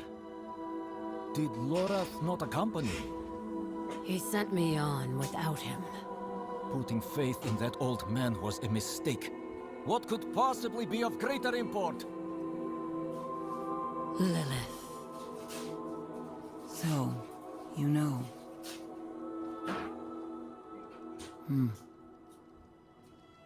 We have received word from one of our knights of a demon sighting in Gale Valley. The description matches too closely to the sighting in the west. If you would travel to Yelesna and take stock of the events there, you would have the gratitude of the Cathedral of Light. I had thought to send Lorath, but... Again, he fails in his duty. With or without Lorath, the will of Inarius shall be done.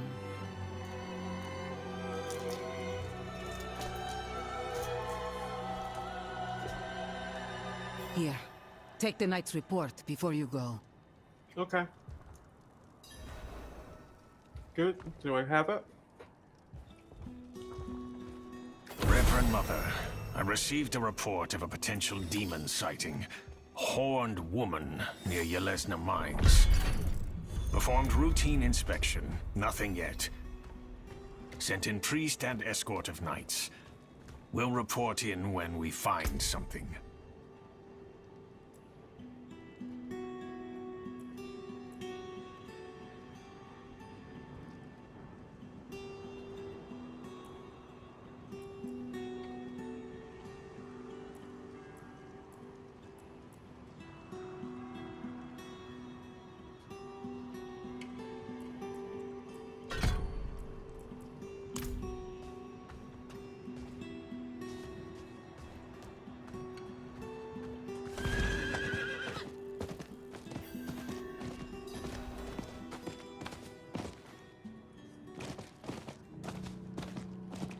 You, wanderer, I know what you are.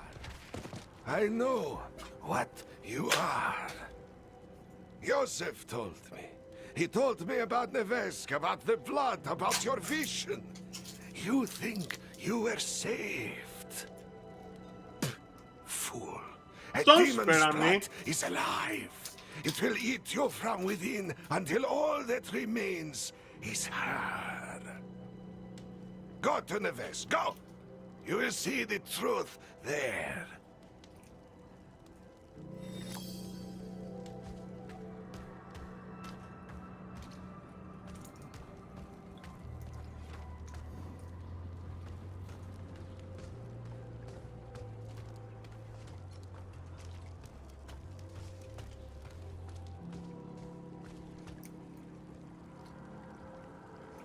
Find somewhere else to get warm. I was here first. Okay.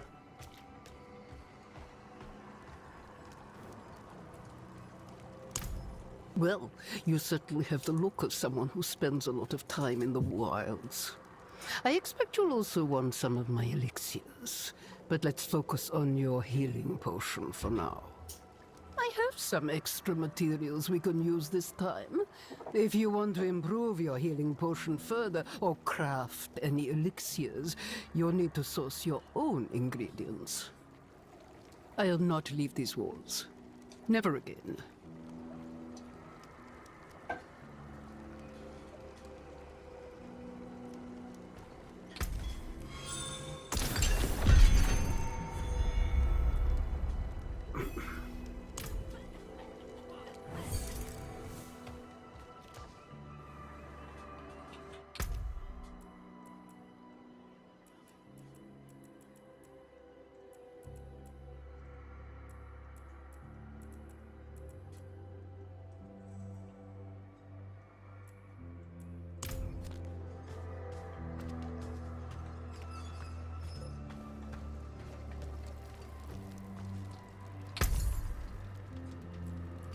Is this gambling?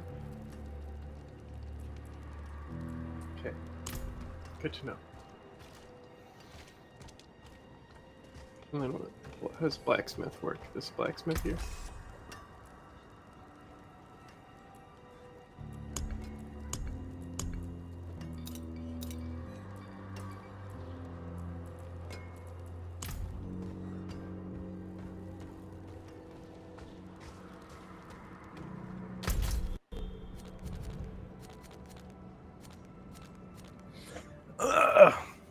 I didn't realize there was portals in the towns.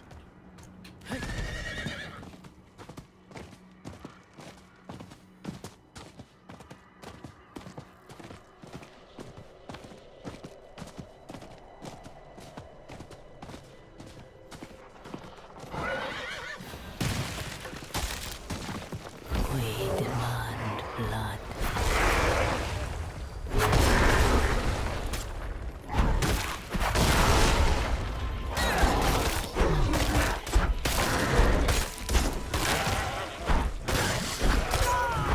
I love that they're Ice Clan.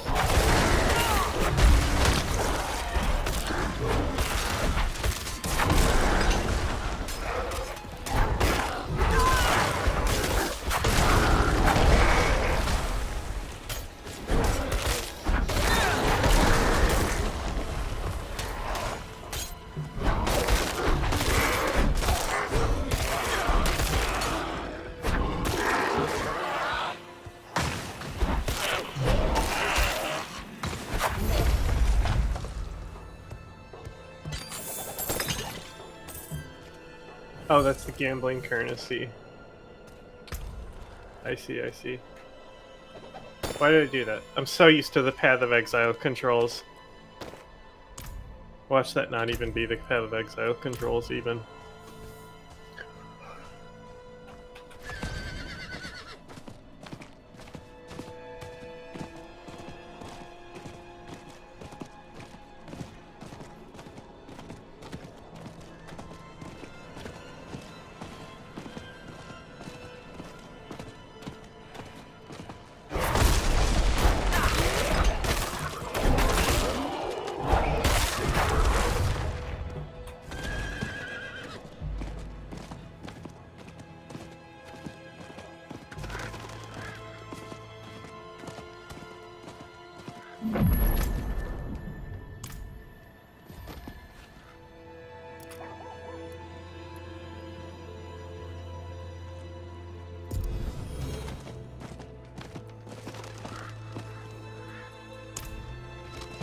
So, the deed is done. Excellent. I knew you would prove worthy of my trust. I'm sure you've heard the new word as it spreads. We will no longer suffer at the hands of the lesser. Our strength, our might, our destiny is to triumph over the weak.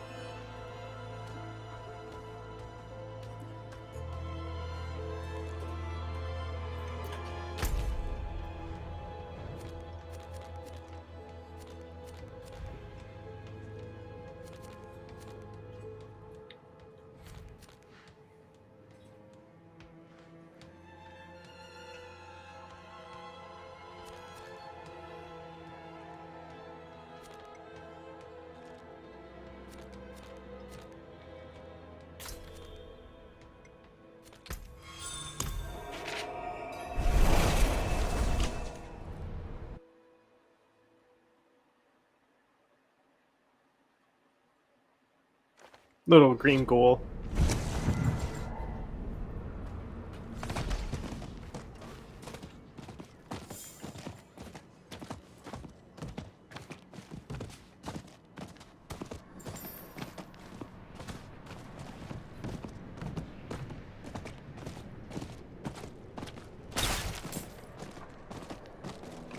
Free gold.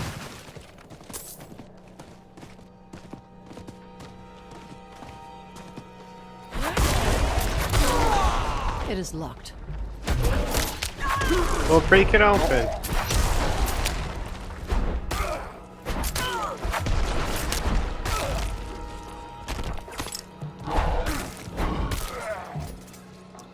Is that a socketable?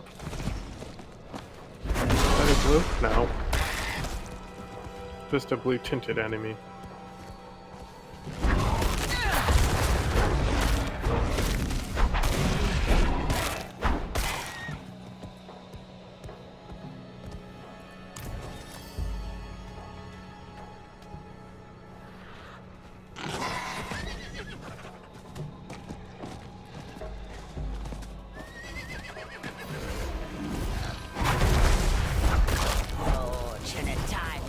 Let's see who can hunt the most things.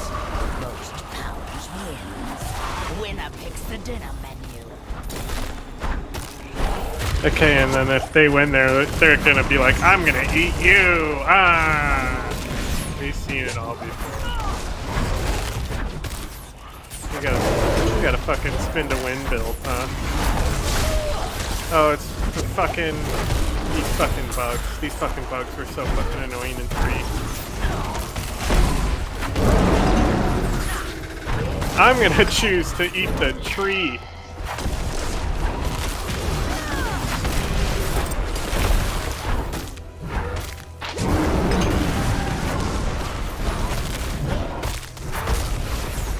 That one was going to be mine.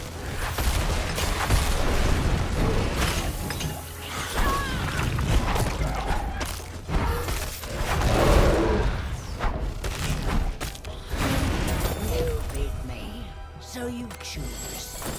What's on the menu? Our work here is done. Okay. Do I choose? We're just talking figuratively?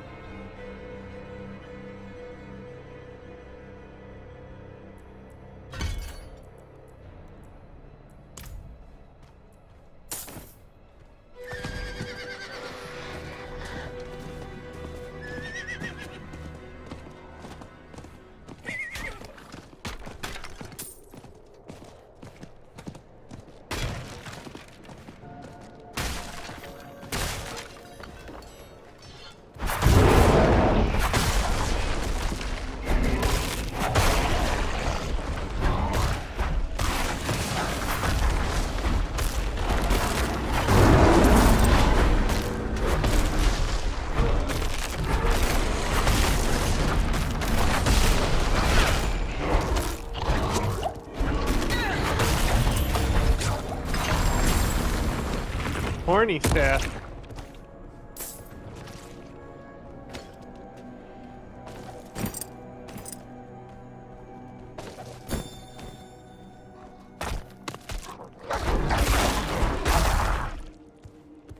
It is locked. Well, unlock it. They brought back keys. It was so nice not having locked chests. It's so annoying to even like nobody even carries keys. It's so inefficient.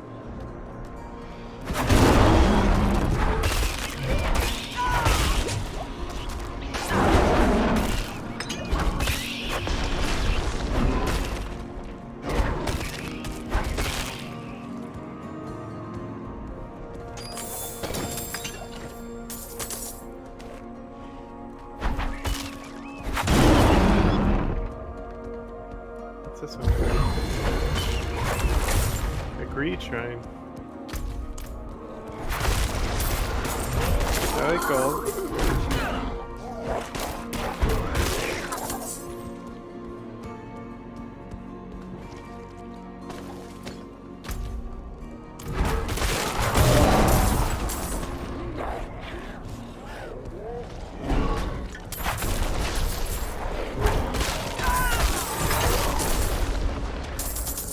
Hell yeah. Fuck off, ghouls.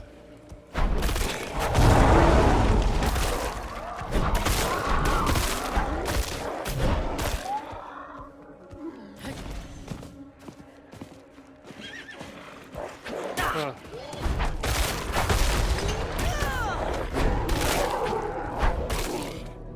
I really like using Maul and like just launching shit.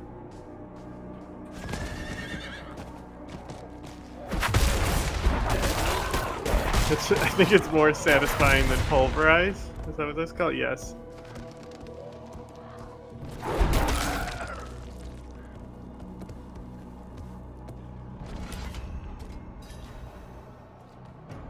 Hey, sluts. Been working on this door for days. Not much else to do around here. Even Okay. less to sell. Should fetch a nice price. Okay, whatever, buddy. What's up? What do you need? Prava sent me. I'm looking for Vigo. You and that nuisance of a child both. Girl's been nagging us about that demon woman all week. Vigo's gone, looking into her claims. He should be at the mining camp north of here. Whole escort of knights went missing there last week. Along with the girl's mother and another woman. Watch yourself out there.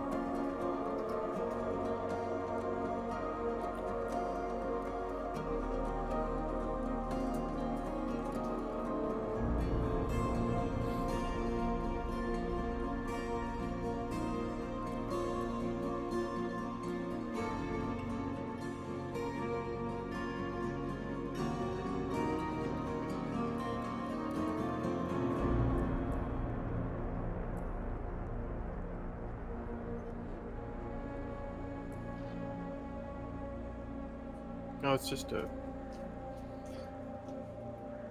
Oh, it also has an active skill. That's cool.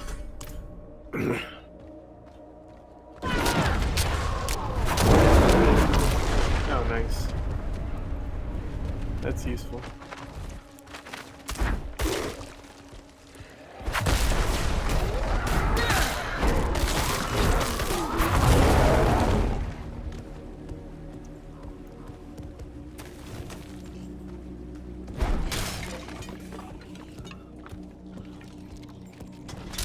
Hey, fuck off. Yes, skeletons. That's what I'm talking about. Fucking classic.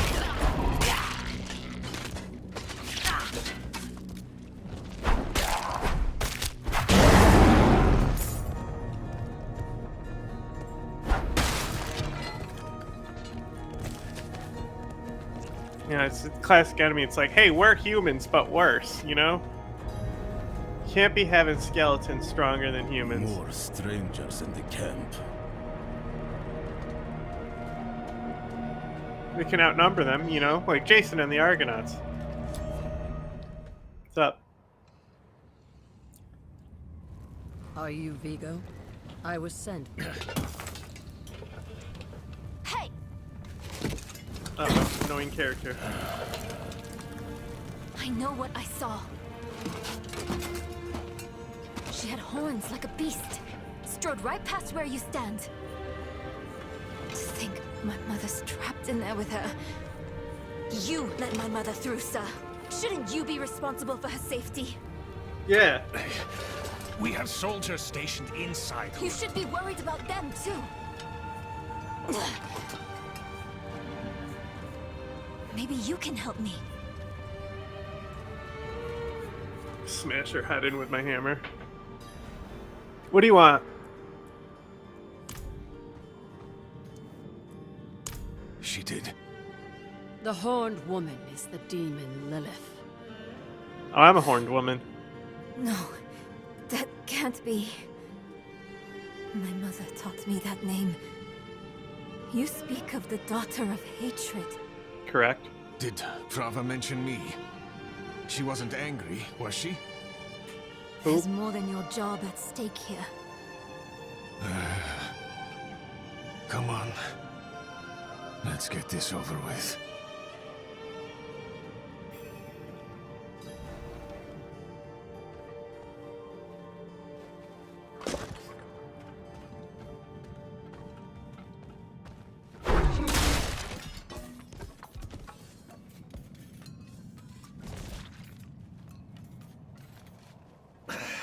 The damn hoist is stuck. We've got to go on foot. Look out!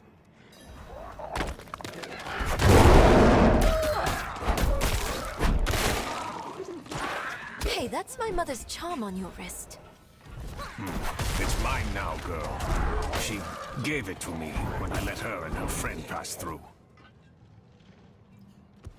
Uh-huh.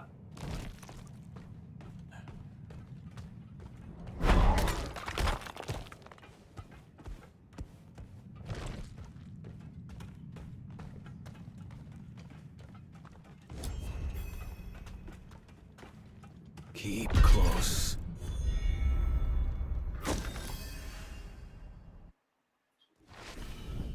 Maybe we should go back, round up the knights. And leave my mother in Lilith's care for as long as that will take? No. I'm going on.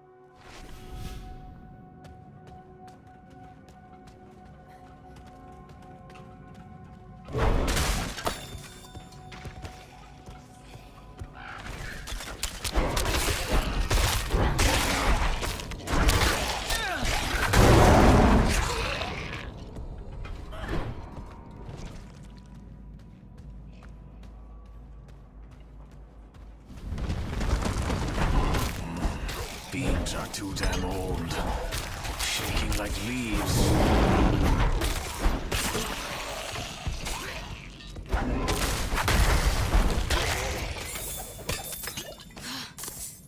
A dead end.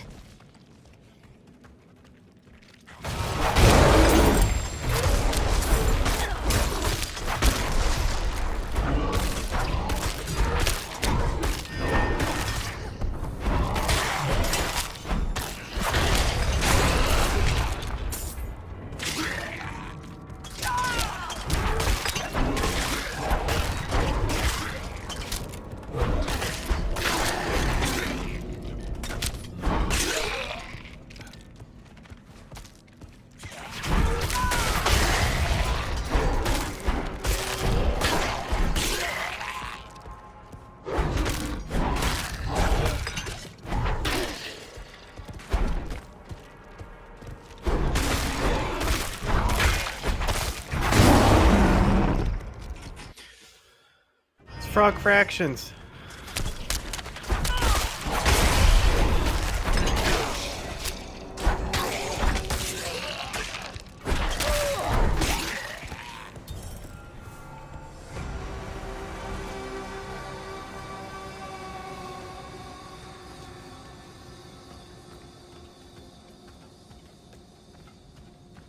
What's special about this place anyway? What would draw Lilith here? Hell if I know. Prava doesn't tell us anything. No one goes in, nothing comes out. That's all.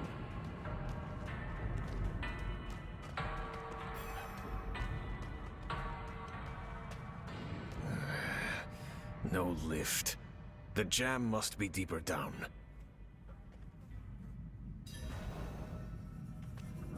Locked. Over here. I can squeeze through to the other side. Wait, hold on. And there she goes. Enemies approaching. Nowhere to go. Fight's coming to us this time. Little green ghouls.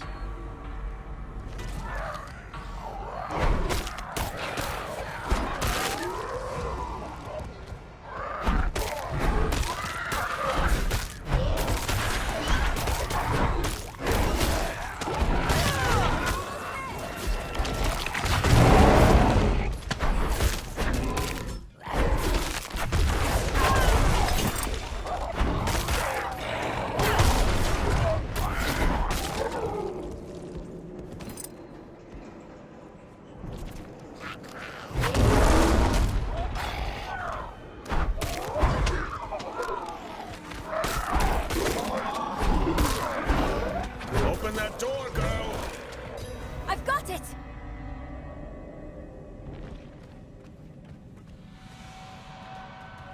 That was quick thinking. Sure.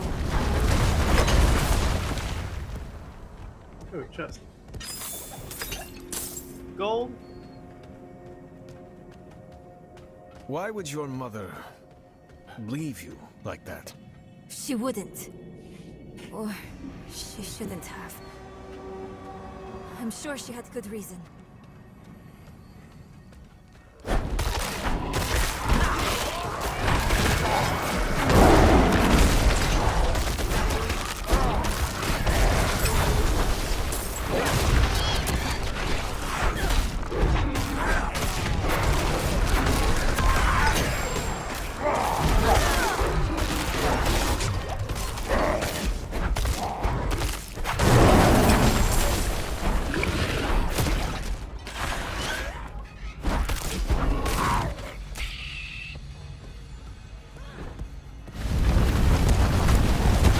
Ouchies.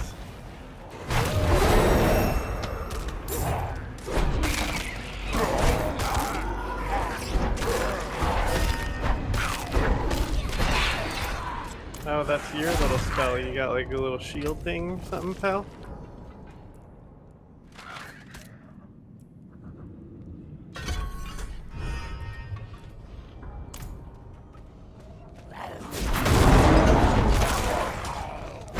Damn, mine's caving in.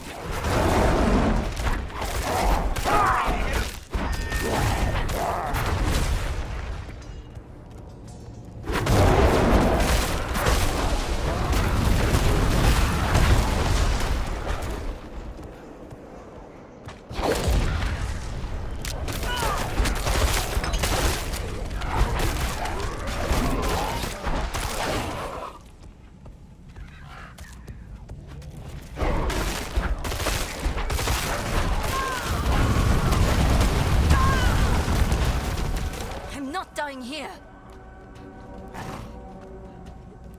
What do you say, lady? Over there. An opening.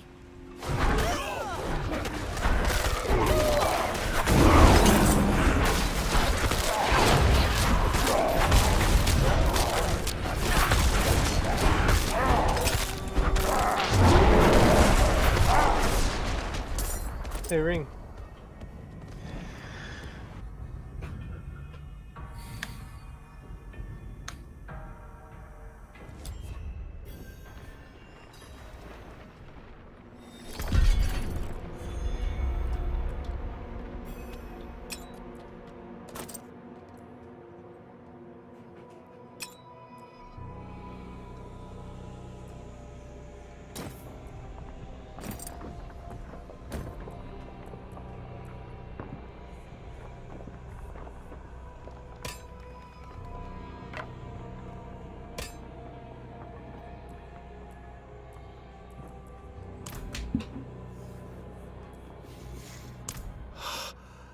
The tunnel's closed. We're trapped without the hoist. Look, there she is. Lilith?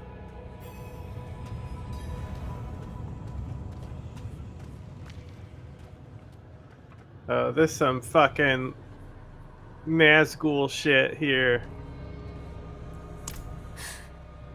That statue. It's her. The way I saw her. Lilith. We need to find my mother.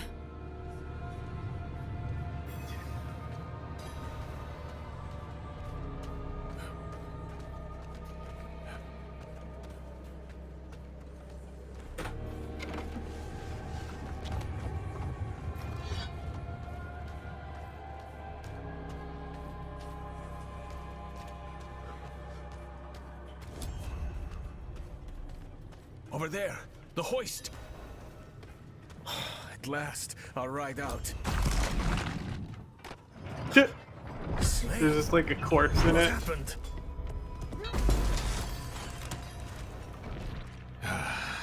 We need reinforcements. No, we can What was that? It came from beyond the gate.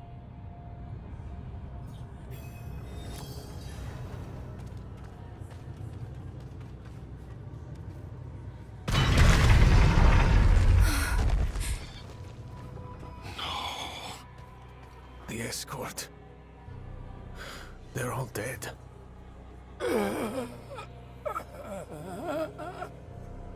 He's coming. Over there. Are we gonna jack him off and help him come? A woman. Vigo. It was one of the women you sent. Interesting. The floor looks very cuneiform-y.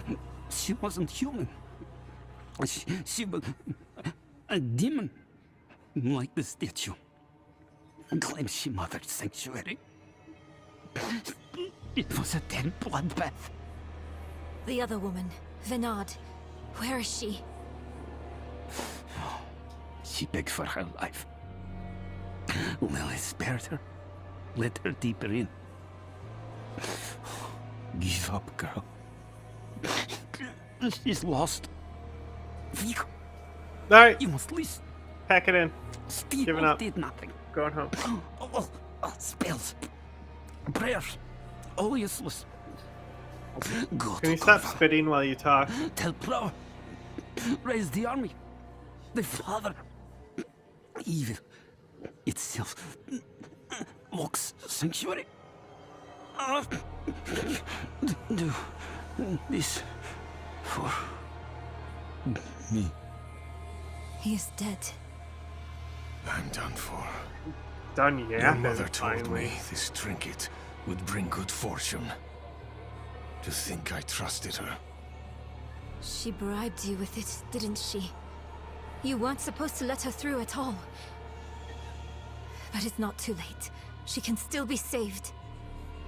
Not by me. Not anymore. Prava will know what to do. You're leaving us? Abandoning her? There's nothing left to abandon. She's good as dead. I'm sorry, kid. He really just left us. No, he didn't really do anything. It's up to us now. I don't know if you've done anything either. Oh, this just marks a jumpy. Lilith can't Whoa. be too far. Careful, don't hurt yourself, kid. What is this? Rune. How your mind races. Yes, I am Lilith, mother of sanctuary. Daughter of hatred. I have what you seek. You hunger for knowledge. You dragged your child all over sanctuary in pursuit of Uh-oh. Now we gotta deal with this kid's drama. I taught her how to survive. Is that what you want to believe? Drop the act. You have questions. I have answers. I know the fabric of the cosmos. Everything I've read has warned me against you. You've read so much, yet know so little. Will you accept my offer? I don't know. Will you let me try? I want to try. Your mother is alive. She came this way with Lilith. Oh, thank How can God, you the be kid sure? didn't see that. Sometimes I see visions of the past. I saw them. What? How? Were you just standing here for like 5 minutes silently? Her blood was fed to me once. That was like yesterday. Look at that doggo's tails.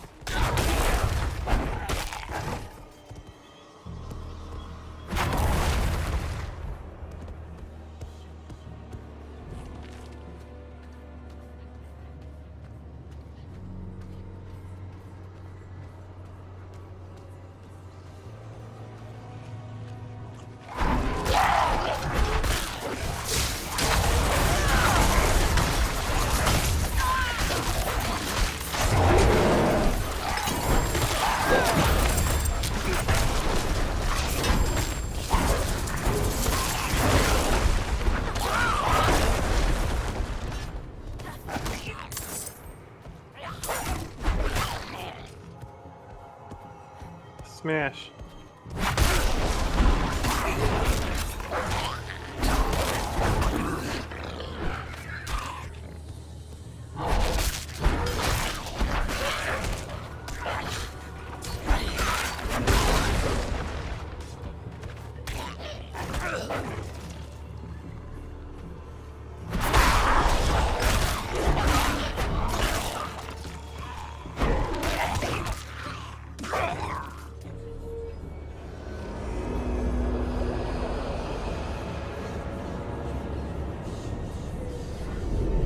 What in the Nazgul?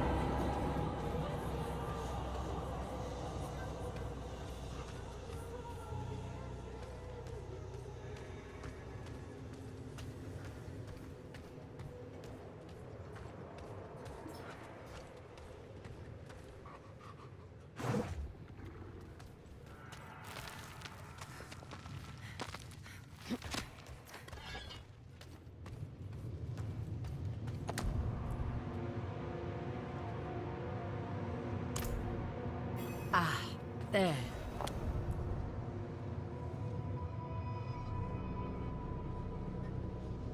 Oh, I didn't know Rathma was their son. Interesting. I didn't realize I should have been clicking those for more.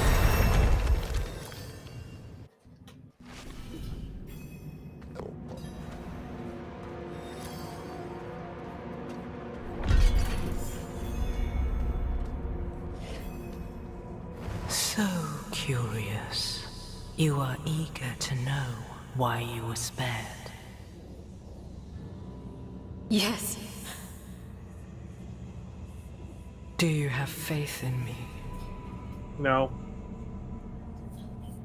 I want to.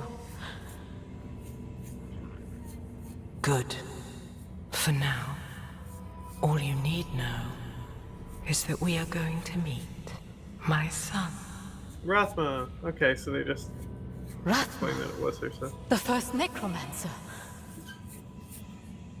I don't know if that was I think that's retcon. He is the key to my plans. It sounds like they're searching for Lilith's son, Rathma. Together. I thought Rathma came much later.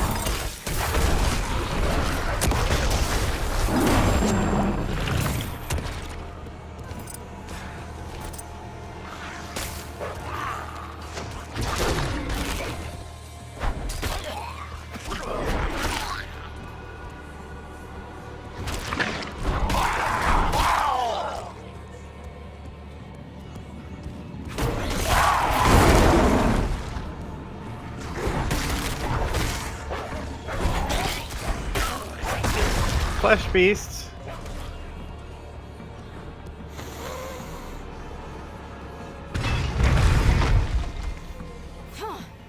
Blocked again. Does Lilith know we're coming?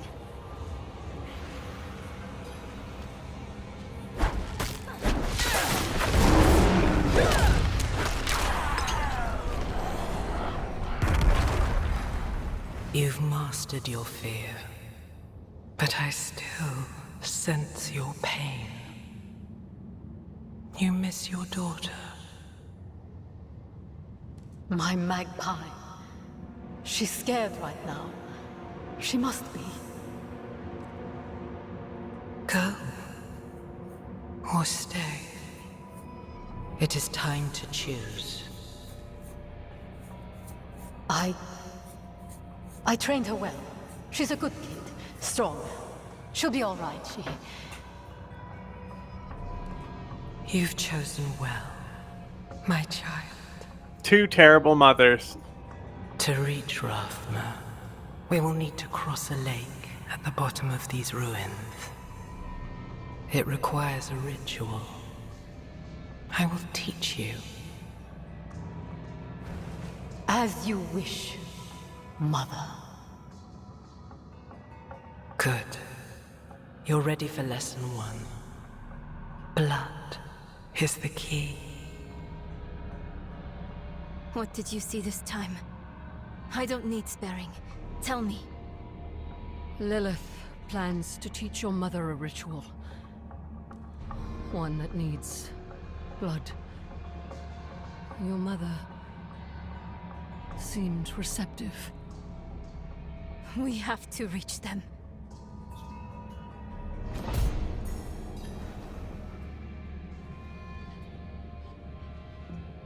Oh, this button was in front of me the whole time. I'm just such a silly girl.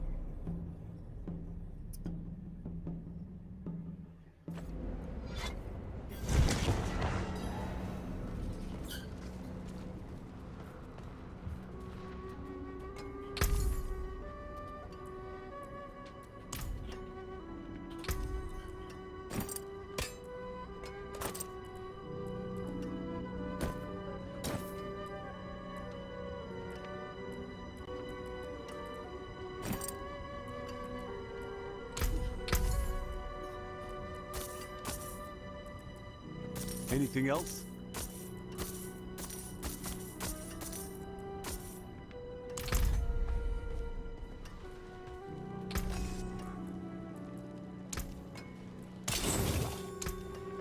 That's good salvage. Anything breaks, therefore can I help you?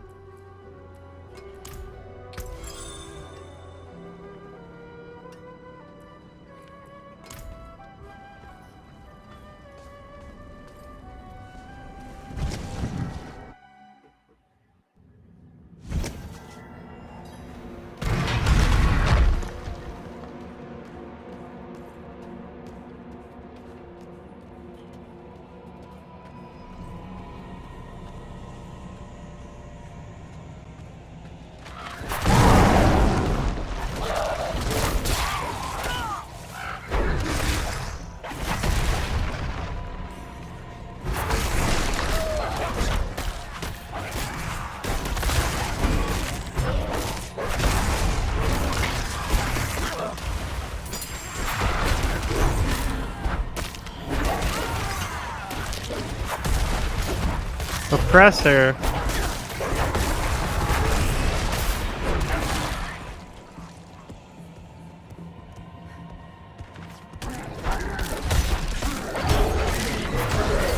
The Crushinator.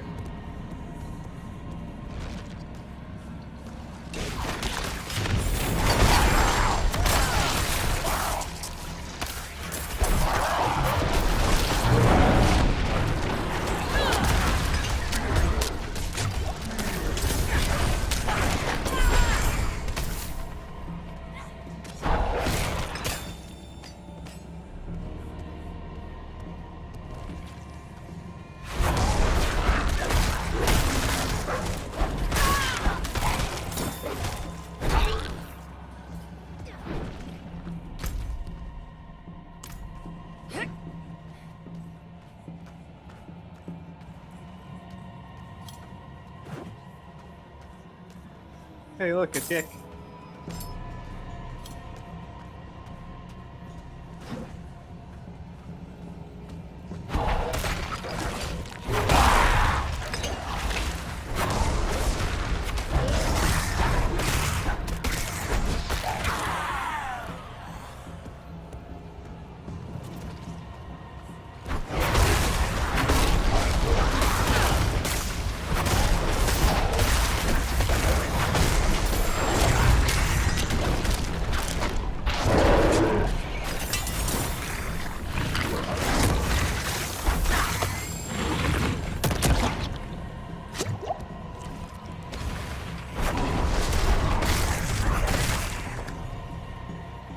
Wait. What?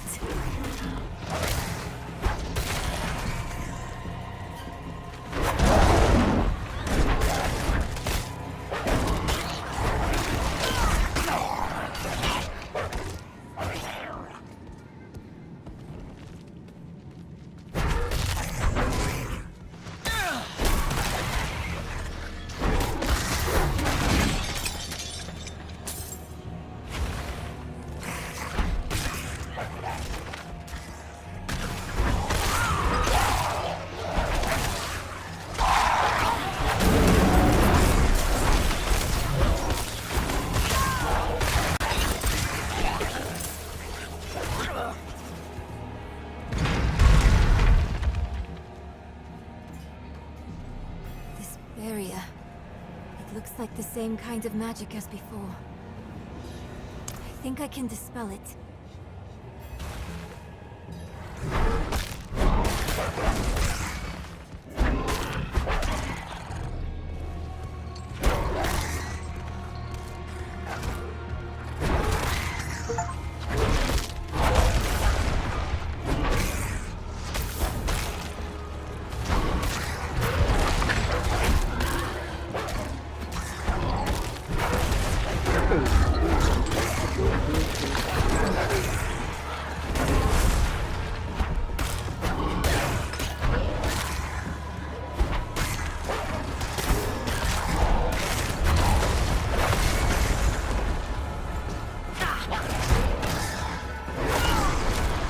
Yes, I did it!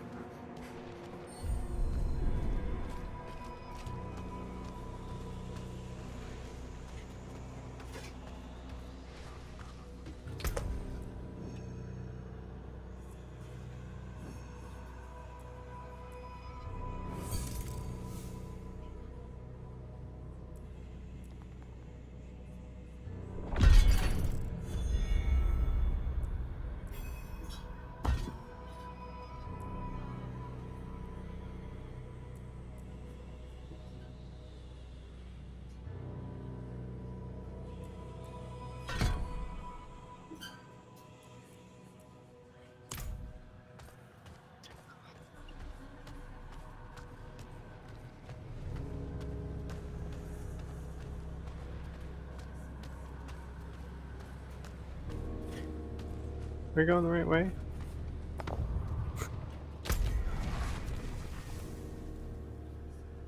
No. Why didn't you say anything?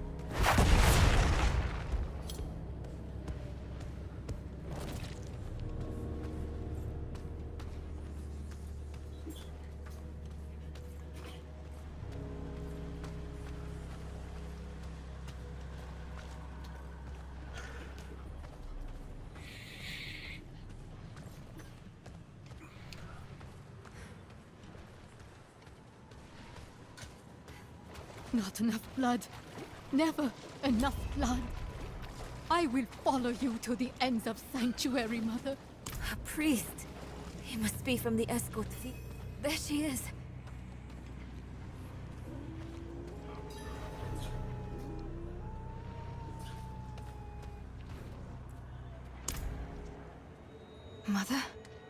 Nerel. You're just in time. Beyond this lake lies the necropolis of the Firstborn. A trove of magic and knowledge. I opened the way for Lilith. But I could not pass through with her. I lack divine element, you see. Stop. But I can find it. I'm so close. I simply need... Mother, stop! Look at what Lilith has done to you. You're writing in your own blood. My little magpie. She awakened me. She showed me things I can't even put into words. Once I've finished, you will understand. I don't care what she showed you. Please, let's just get out of here. Oh, I see. Yes, clever magpie. Trying to lead me away so you can take all this for yourself. This is my discovery, not yours. Oh, awesome. It's just like when you kill the blacksmith wife, except I'm gonna kill your mom. You must stop this! Look at the gift she's given me. Ow, ow, ow.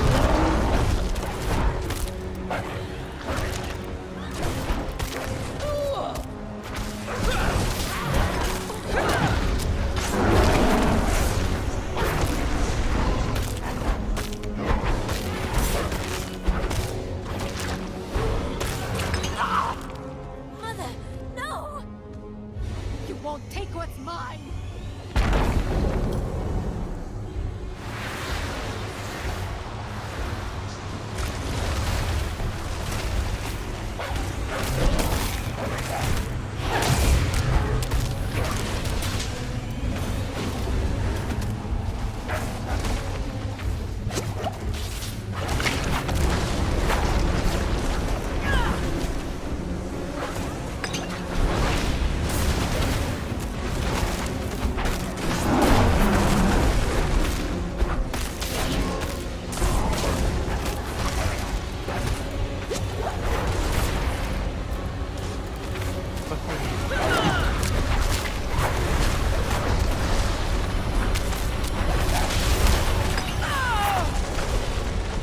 Please! I don't want you to die!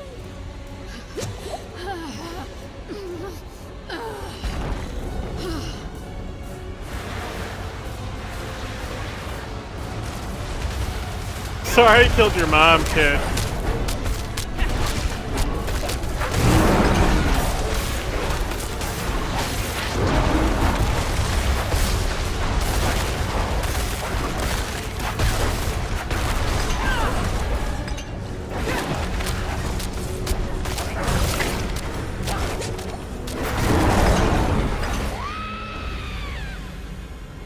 No!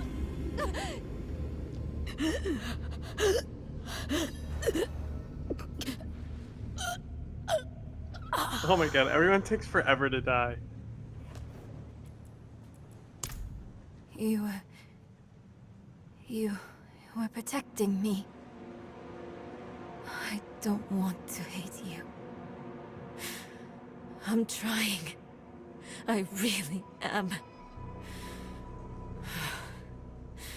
We're going to make Lilith pay for what she's done. So we need blessed blood. Go back to your Prava. Get that blessing. Beg if you need to. Whatever it takes. My mother started this damn ritual. I'm going to finish it. Meet me in the Mistral Woods. Why there? The Horadrim hid a vault there. Finding it was her life's work. So much for that. Maybe it will help with the ritual. If not, at least I can bury her where she'd want. I need time. I'm sorry. Just leave me.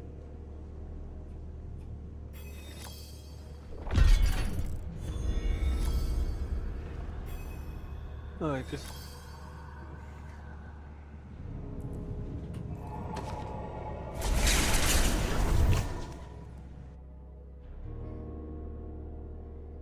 The fuck is that helmet? What's my horse's armor look like? Didn't I put armor on my horse? The fuck? It's probably in like a consumable thing. Like a cosmetic tab.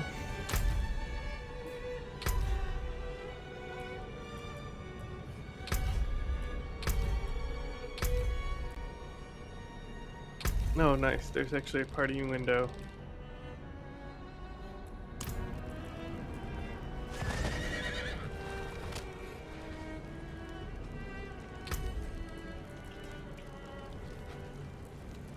I definitely had cosmetic horse armor, and I clicked on it.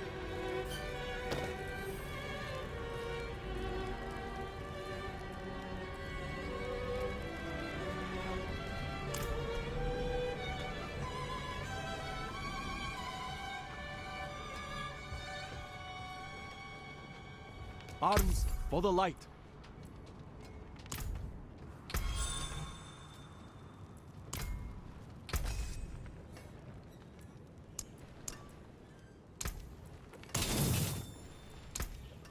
Let's put salvage.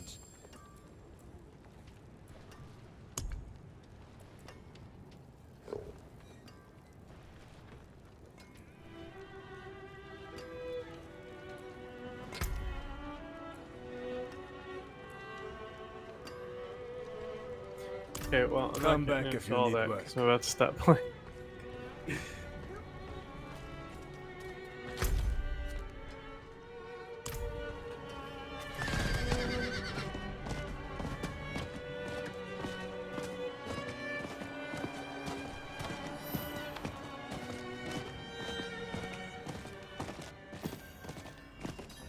Horse in the church. See that the kitchen is ready for tomorrow's service. Angels above, you've returned.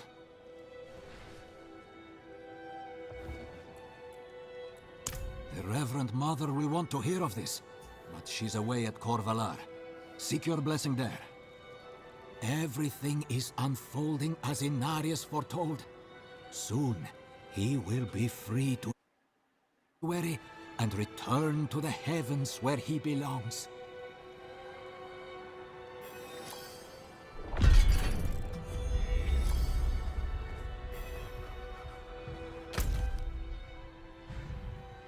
Okay.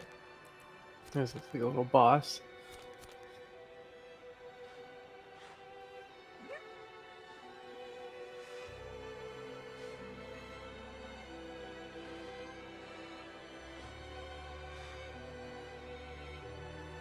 I wish I could zoom out further. I want to see like what part of the continent I'm on. Okay. Time to let out chinchillas and then